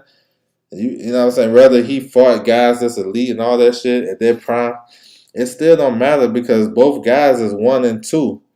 1-2. Some people got on 1-2 pound for pound. Definitely 1-2 in the welterweight division. So if all the other fights have been close with all the top welterweights, except for one fight, all those fights I named, but this fight right here with the two best guys is gonna be a wash. I don't know. I don't know. He said, let my homie get a wrench. Yo, we don't do wrenches on my channel, bro. No wrenches on my channel. We won't have no. I holler at everybody in the chat. We don't need that. You know what I'm saying? We good. I know who everybody is. We don't need that. If you can talk to me anytime you want to, you good. You know what I'm saying? I holler at everybody, but I don't do wrenches on my channel. That's just confusing. You know what I'm saying? Spence need a jab. Yeah, the jab is key. Spence got one of the best jabs in boxing. For sure. He said Spence and Ugas eat not the first 6 rounds. Not the first 6 rounds. That shit was even fight. Now, after that shit, that train got going. So, yeah, I mean, it was a fifth. I get it.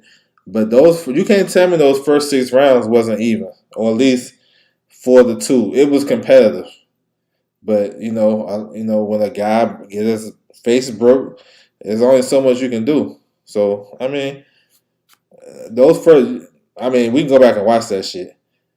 Now after that, yeah, okay. Now if you saying that, you gotta add some context to that. Because you say it's easy work. So that if you're going to say it's easy work, that means from 1 to 10. It wasn't easy work from 1 to 10.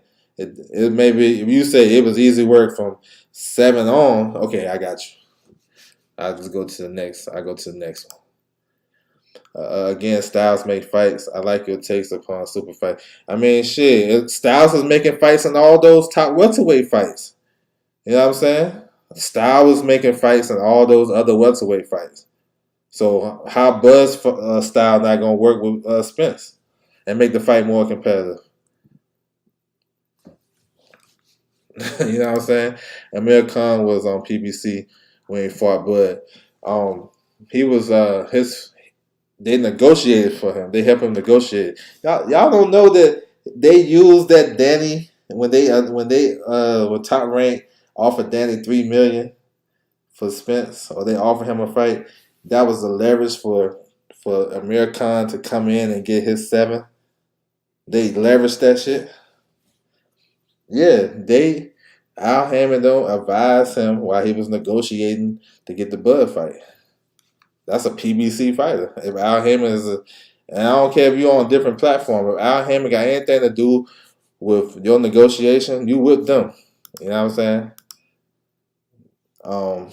He said Bud peers, trainers, vets, and few fans only ones know Bud brings to the table. You can talk resume, any other variable.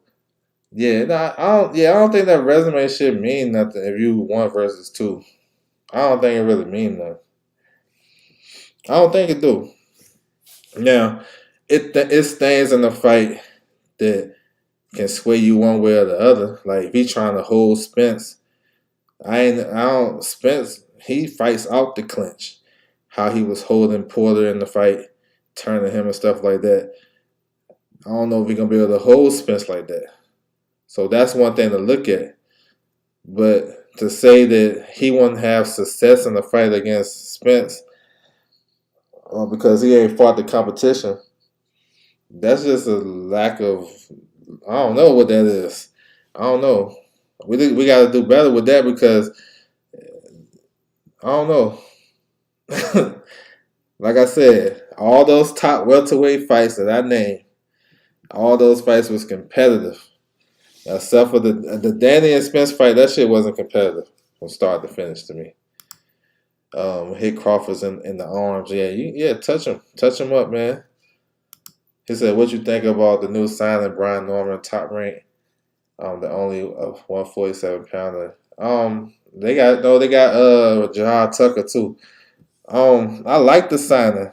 This kid been having trouble getting fights. He already 23-0 with a bunch of knockouts. Tyrann gonna keep him active, you know. Give him a couple fights, then he can make his title run or make his, be a contender. So I like it though, because him going to top rank, he gonna get matched early. He gonna get a lot of exposure. So we're gonna see. We're gonna see if he live up to all the hype from the sparring and shit. I hope he do, because if he do, it should be crazy. At least Spence not milking mandatories. I like Spence though. I like his I just like his aura and shit. I just like how he go about his business in the ring and shit. Like I don't know why you don't. How could you not like Spence as a fighter? That outside the ring shit, that shit is petty to me. But as a fighters, because watching fighters in the ring, that's the essence of boxing. All this other shit, what they doing and what type of clothes they got on and who they girl. That's some petty. That's TMZ shit. I'm trying to see what he do in that square, and what he do in that square, that shit's dope as hell, for real. He said, "Bud stopping everything in 47. Period. There's levels to this." I don't think he's stopping Spence though. I think that shit's competitive. If you do, that's a hell of a feather. But we'll see. We gotta see the fights. You know what I'm saying? He said WBC just had the mandatory against Danny and then Keith. Yeah, the Keith shit. Oh, yeah, the Keith was promised that shit. If you remember correctly, Keith was promised when he vacated his title to allow Danny and Sean to fight for it. They was like, well, when you ready to fight for your title again, we're gonna give you the opportunity. So that's why that's like that. You know what I'm saying? It's not a big surprise. That's a big fight on the PBC side though. You know what I'm saying? That's a big fight. I ain't mad at that fight. We can't get. I'd rather see that, because I feel like that would add to Spence's legacy. Because Thurman is in his era. He can beat all the welterweights. I think that add to it. I'm with it. You know what I'm saying? He said counter punching and punching between the shots would be different. Would be the difference. If Spence come through that front door recklessly, I'm with that too. It could. I don't know if he's stopping him though. But yeah, he will get his attention though. Now I agree with all that though. Yeah. You know what I'm saying? He said the owners of PPC, that's hilarious. He said, you don't think when a fighter fights a fighter and their career matters. Bud fought Brooke after he had 3 fights at 54. No, I do think it matters in some fights. But I seen those first 3 rounds. But see, that's what I'm saying. I hear what you're saying, but I seen the tape. Those first 3 rounds, he was on Bud's ass. Like, he won the first 2 rounds clearly. I gave him the 3rd round too. I had him 3-0 going to the 4th where he got stopped. So if he was that much whatever, why he getting stopped in the 4th round and getting hurt by a jab? Like, you, I don't think you can have it. You can't have everything. You can't have like your cake and eat it too. You can't have all of it. You gotta give me something. You know what I'm saying? If he was that trash, people shouldn't have been betting on him and shit and doing all this and that. You know what I'm saying? If and then I always think about that scenario like this. If if Brooke would have made 147 for those 3 fights that he fought, then what would have been the issue? I don't understand. He was coming off with 3 wins. I'd rather be coming off of 3 wins at a higher weight and getting my mojo back than coming off a loss and going to straight to fight a killer. So I don't know. I don't know. I thought the Brook and Derek James said that's a good fight for Bud. So why is not a good fight for you? You know what I'm saying? I don't understand. Oh, so Derek James wrong? I don't know, man. I look at it kind of different. I think Brook was a good win. I don't think it was the best win, but I think it was a good win. It's a win that he needed because that was a good comparable fight to Sean Porter and Spence. But if I'm saying that it's this great win, nah, I ain't saying that. But when Brook was doing those first 2 rounds, and when Bud switched, he had to switch because that jab was touching him up all day long. You see his eye. Once he switched to softball, he took away the jab. He ended up stopping him. It is what it is. But that wasn't no walk in the park fight. Shit, it just happened the way it happened. You should watch fights on live stream to rescore the fight. Yeah, but I don't be having that type of time though. He said controversial ones. Nah, other people got that shit, man. You should tap in with them. He said resume didn't mean nothing against Bivol. Bivol, I like Bivol too. But it's all good. My man educated jab. No, it's all good, bro. I appreciate you too. For sure. I appreciate that. He said Brian Norman looked trash on Showbox. Yeah, I seen that fight. That was before the COVID. He said we seen him go 11 with Earl, 10 with Sean. You think Bud that much better 3 years later? I think Bud is number 2, Spencer number 1, and I think that's gonna be a competitive fight. You know what I'm saying? No matter like what they did in with the other fights, I just think Bud matching up with Spence is a good matchup. I think it's even. You know what I'm saying? It's even. I think both fighters know that too. Those fights like Sean Porter, those was different fights. And I would say Brook was a different fighter. But like I said, I'd rather have a guy coming off of 3 wins in a row than coming off a loss going to a fight. And this is the thing. We talking about resumes, right? When Brook beat Porter, those 3 title defenses he had, you can't name them. You know what I'm saying? They won't better than the guys Bud fought at welterweight. Gavin Reese, Kevin Bizier, and the other, I forgot the other guy name. Jojo Dan, I believe. Those are 3 title defenses. But going into the Spence fight after losing to Triple G, it was still people picking Brook. And Brook did well in that fight until he got hurt. You know what I'm saying? Same thing with Ugas. So I'm just saying, like, that resume shit, it do count for something, but it's not the be all end all though. Especially when you know the fighter is elite. If you feel like Bud not elite, then fair enough. I can't get down. You know what I'm saying? I can't argue off that square, but it ain't. You know what I'm saying? I don't know. I look at it differently though, but we good though. He says Hurd fighting in January. Hopefully he on that tank card. Hopefully. He said Brook is decent win by perspective. No, I get that. No, I get it. I get it.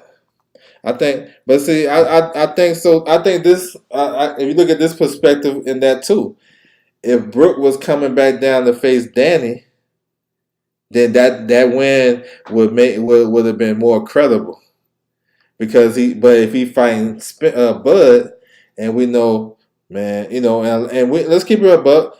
It's a lot of division with Bud and Spence. You know what I'm saying? Nigga they'll knock down what Bud doing to lift up Spence and vice versa, right? So there was a lot of that going around in these streets. You know what I'm saying? He facing this guy, this guy. And it was so crazy where people was betting it for Brook to stop him, to stop Bud. You know what I'm saying? And then when he gets stopped, man, that punch, that was fake. It was something to it. But if Brook would have came back down to face Danny Garcia or Keith Thurman, they would have got the full credit. Perspective. You know what I'm saying? It's just different. It's just different. It's just how you want to argue that shit. Brook 3 wins at 54 proves Brook wasn't washed. All credit due. Yeah, I give him credit too.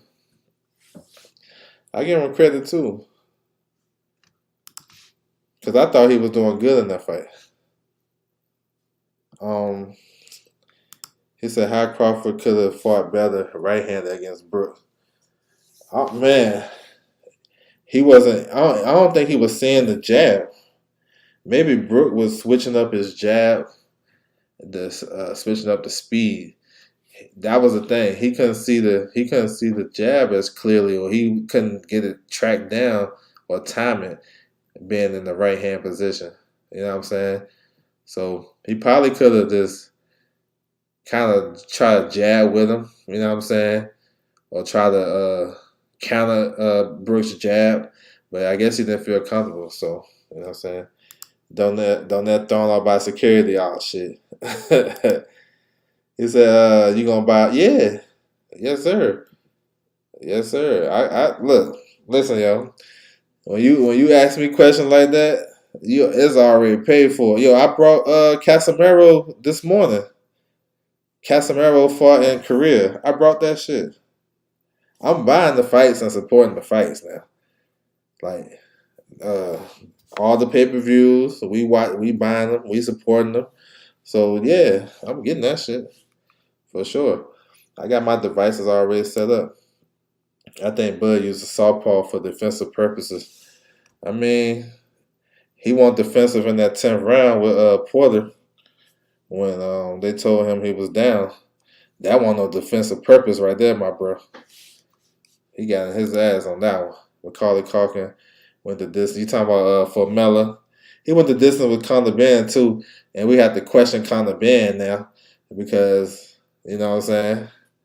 If you test positive one time, like you test positive forever. So maybe that's a good feat for him.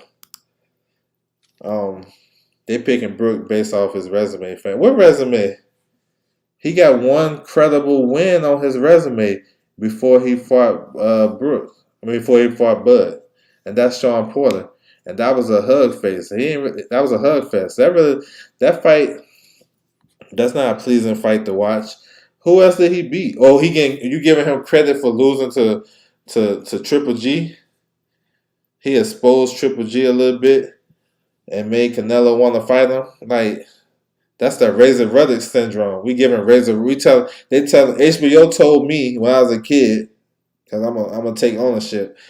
They told me that Razor Ruddock was the #1 heavyweight after 2 losses in 1991 to Mike Tyson. So they told me he was the favorite against Lance Lewis, and Lance Lewis got him up out of there in 2 rounds. So we giving guys credit off of losses. Nah, we ain't gonna do that. That's part of the resume. You know what I'm saying? So I guess just because he fought those guys, that makes his resume better. Maybe. It depends how you look at it. But he took a lot of punishment in those fights. You know what I'm saying? So I'm going off when I think about resume, I think about the wins in the resume.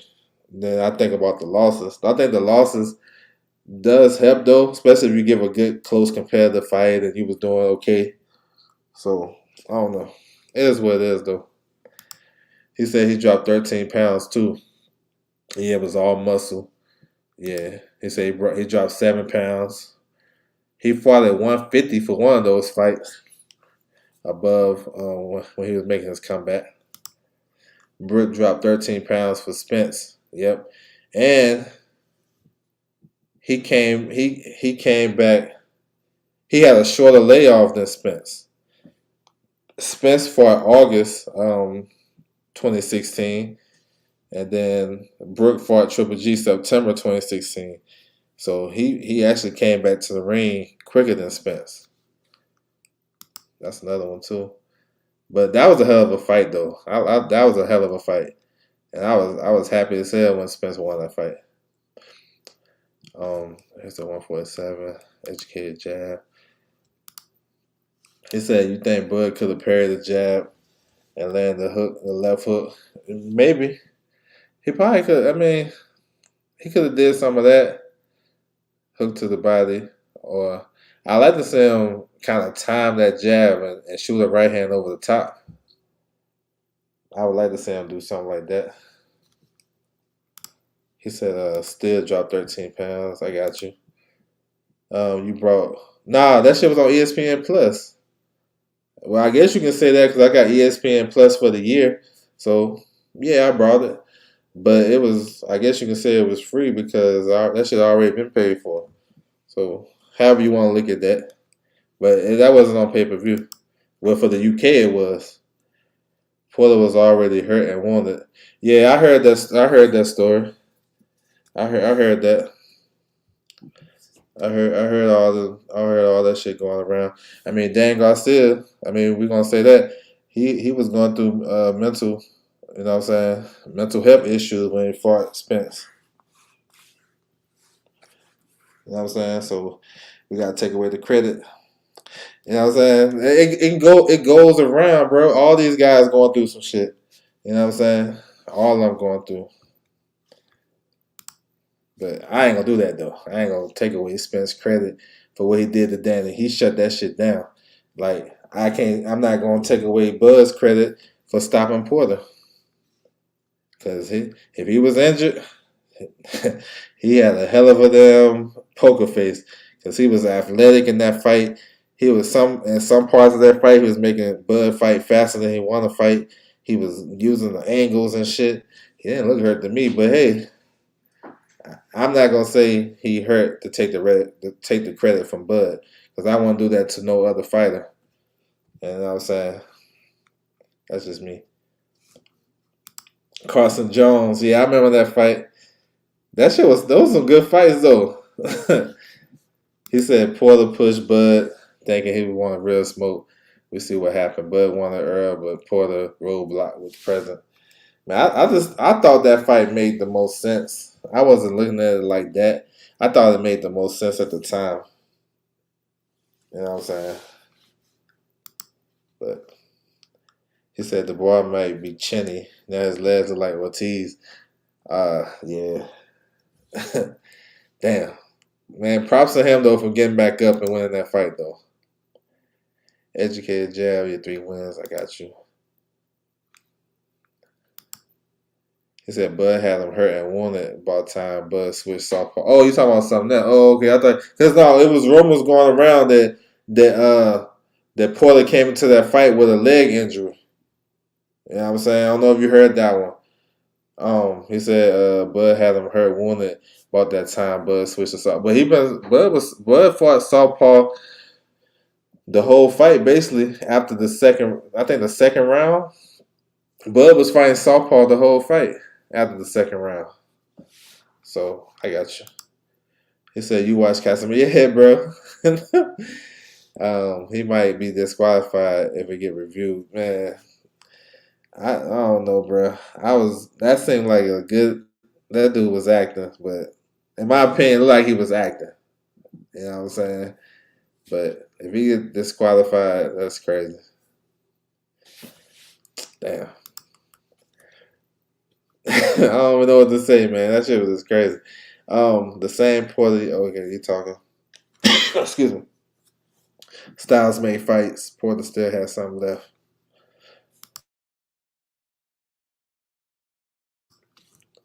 Man, that was a good fight though.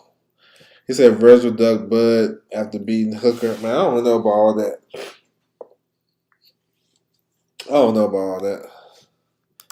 He said, yeah, I remember that. Porter told me was personally and chicken talk. Okay, bet he was injured. Man, he looked good in that fight. He looked good. That fight was neck and neck, in my opinion. He said Bud carried Porter. I don't know about that, bro. I don't know about that, but hey, I don't know. It depends how what angle you're looking at it. But I ain't see it like that. The slow mo shows that he hit him. He hit him in the back of the head. Yeah, nah, I seen that shit. Yeah, send it to me. I appreciate it. That shit's crazy. Yeah, Casemiro, man, he can't get right, bro. He can't get right. He said Earl was the best Porter we ever seen in the ring. I don't know, man. Paulie Malignaggi might beg to differ, my guy. Paulie might be like, nah, hell nah. He was the best against me. You know what I'm saying? But nah, that was a good show on Porter that night too. That's another hell of a fight. And that's what I'm saying. The top welterweights that fight, they gonna be neck and neck. They gonna be neck and neck. Virgil was W mandatory and then take the fight. And Sean had to step up. Yeah, I remember that. I remember that. It is what it is. I think those guys will fight eventually if they stay in the division. He said, "Whoa, got you." He said, he said, "Paulie ain't no Earl." I know, but shit. I was saying, Paulie the only one that can make that case. I thought Porter did look good against Earl though. I thought that was a fun fight. That was another fight back and forth, close. The way I had it, I had it. I had that fight close until the knockdown. Then I thought it was Spence. He dominated the rest. But that was a good fight though. Real good fight. Hell of a fight. He ain't getting a shot at anyway after that fight. Yeah, he blew it. He blew it. But you never know. But boxing crazy. But the way it's looking, you might be right, bro. You got to ask Porter. But if not, like the flash knockdown. Yeah. Yeah. Yeah. I'm with you, bro. I know what you meant. He said not because he's scared of Bud. Yeah, that's a promotional situation. You know what I'm saying? I think he'll give Bud a good fight.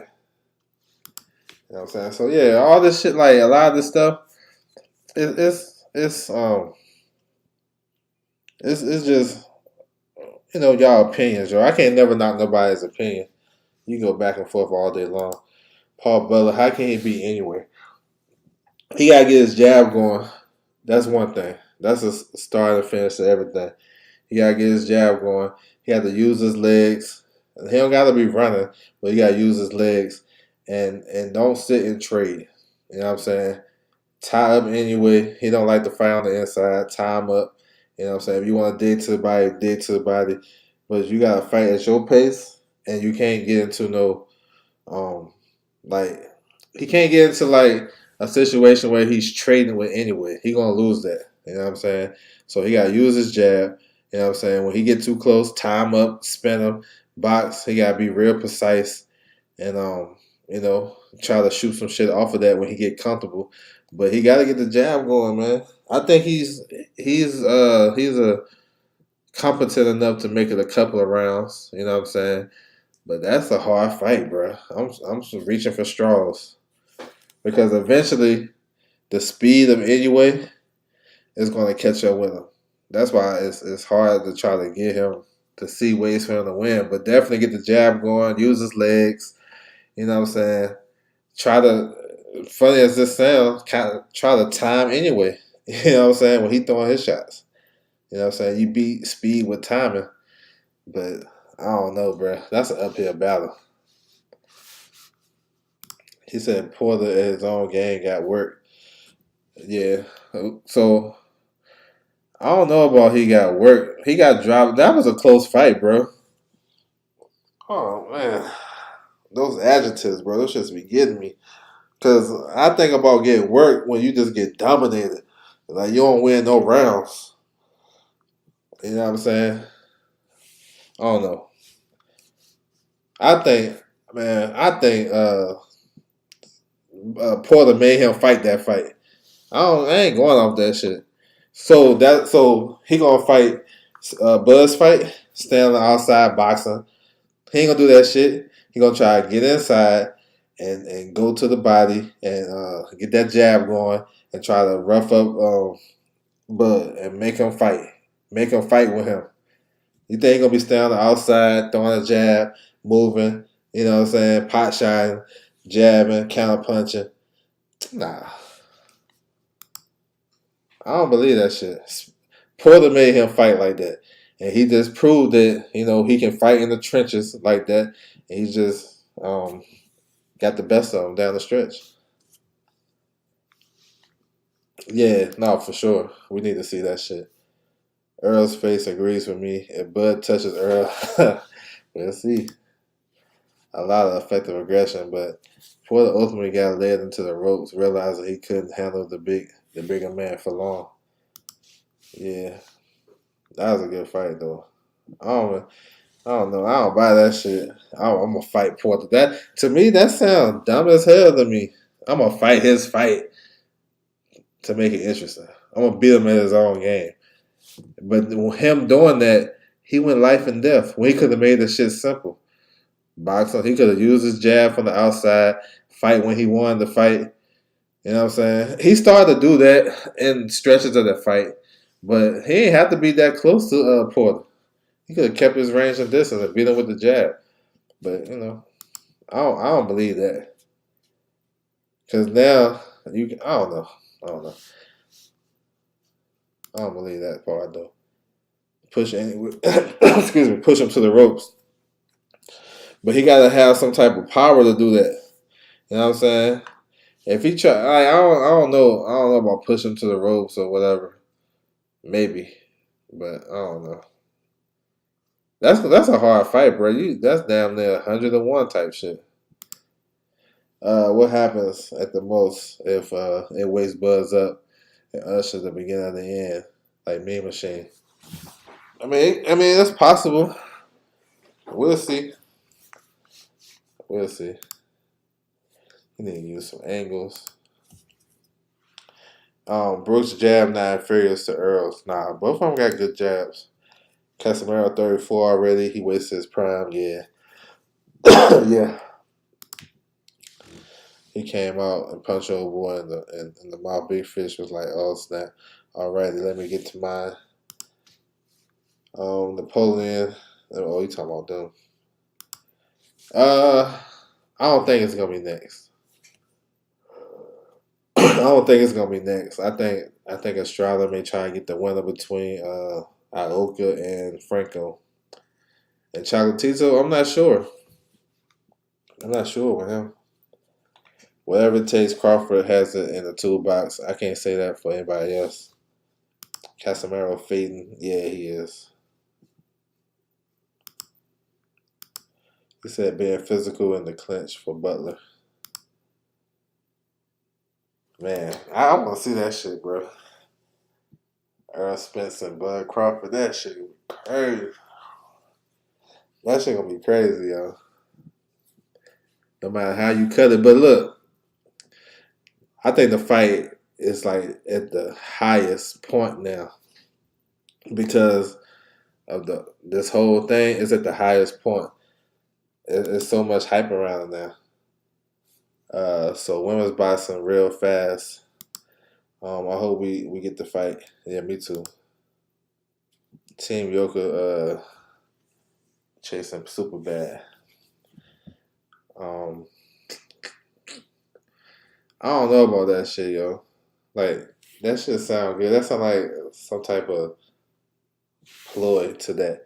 But we're gonna find out though. You know what I'm saying? Yeah, she is. This team super bad over here though.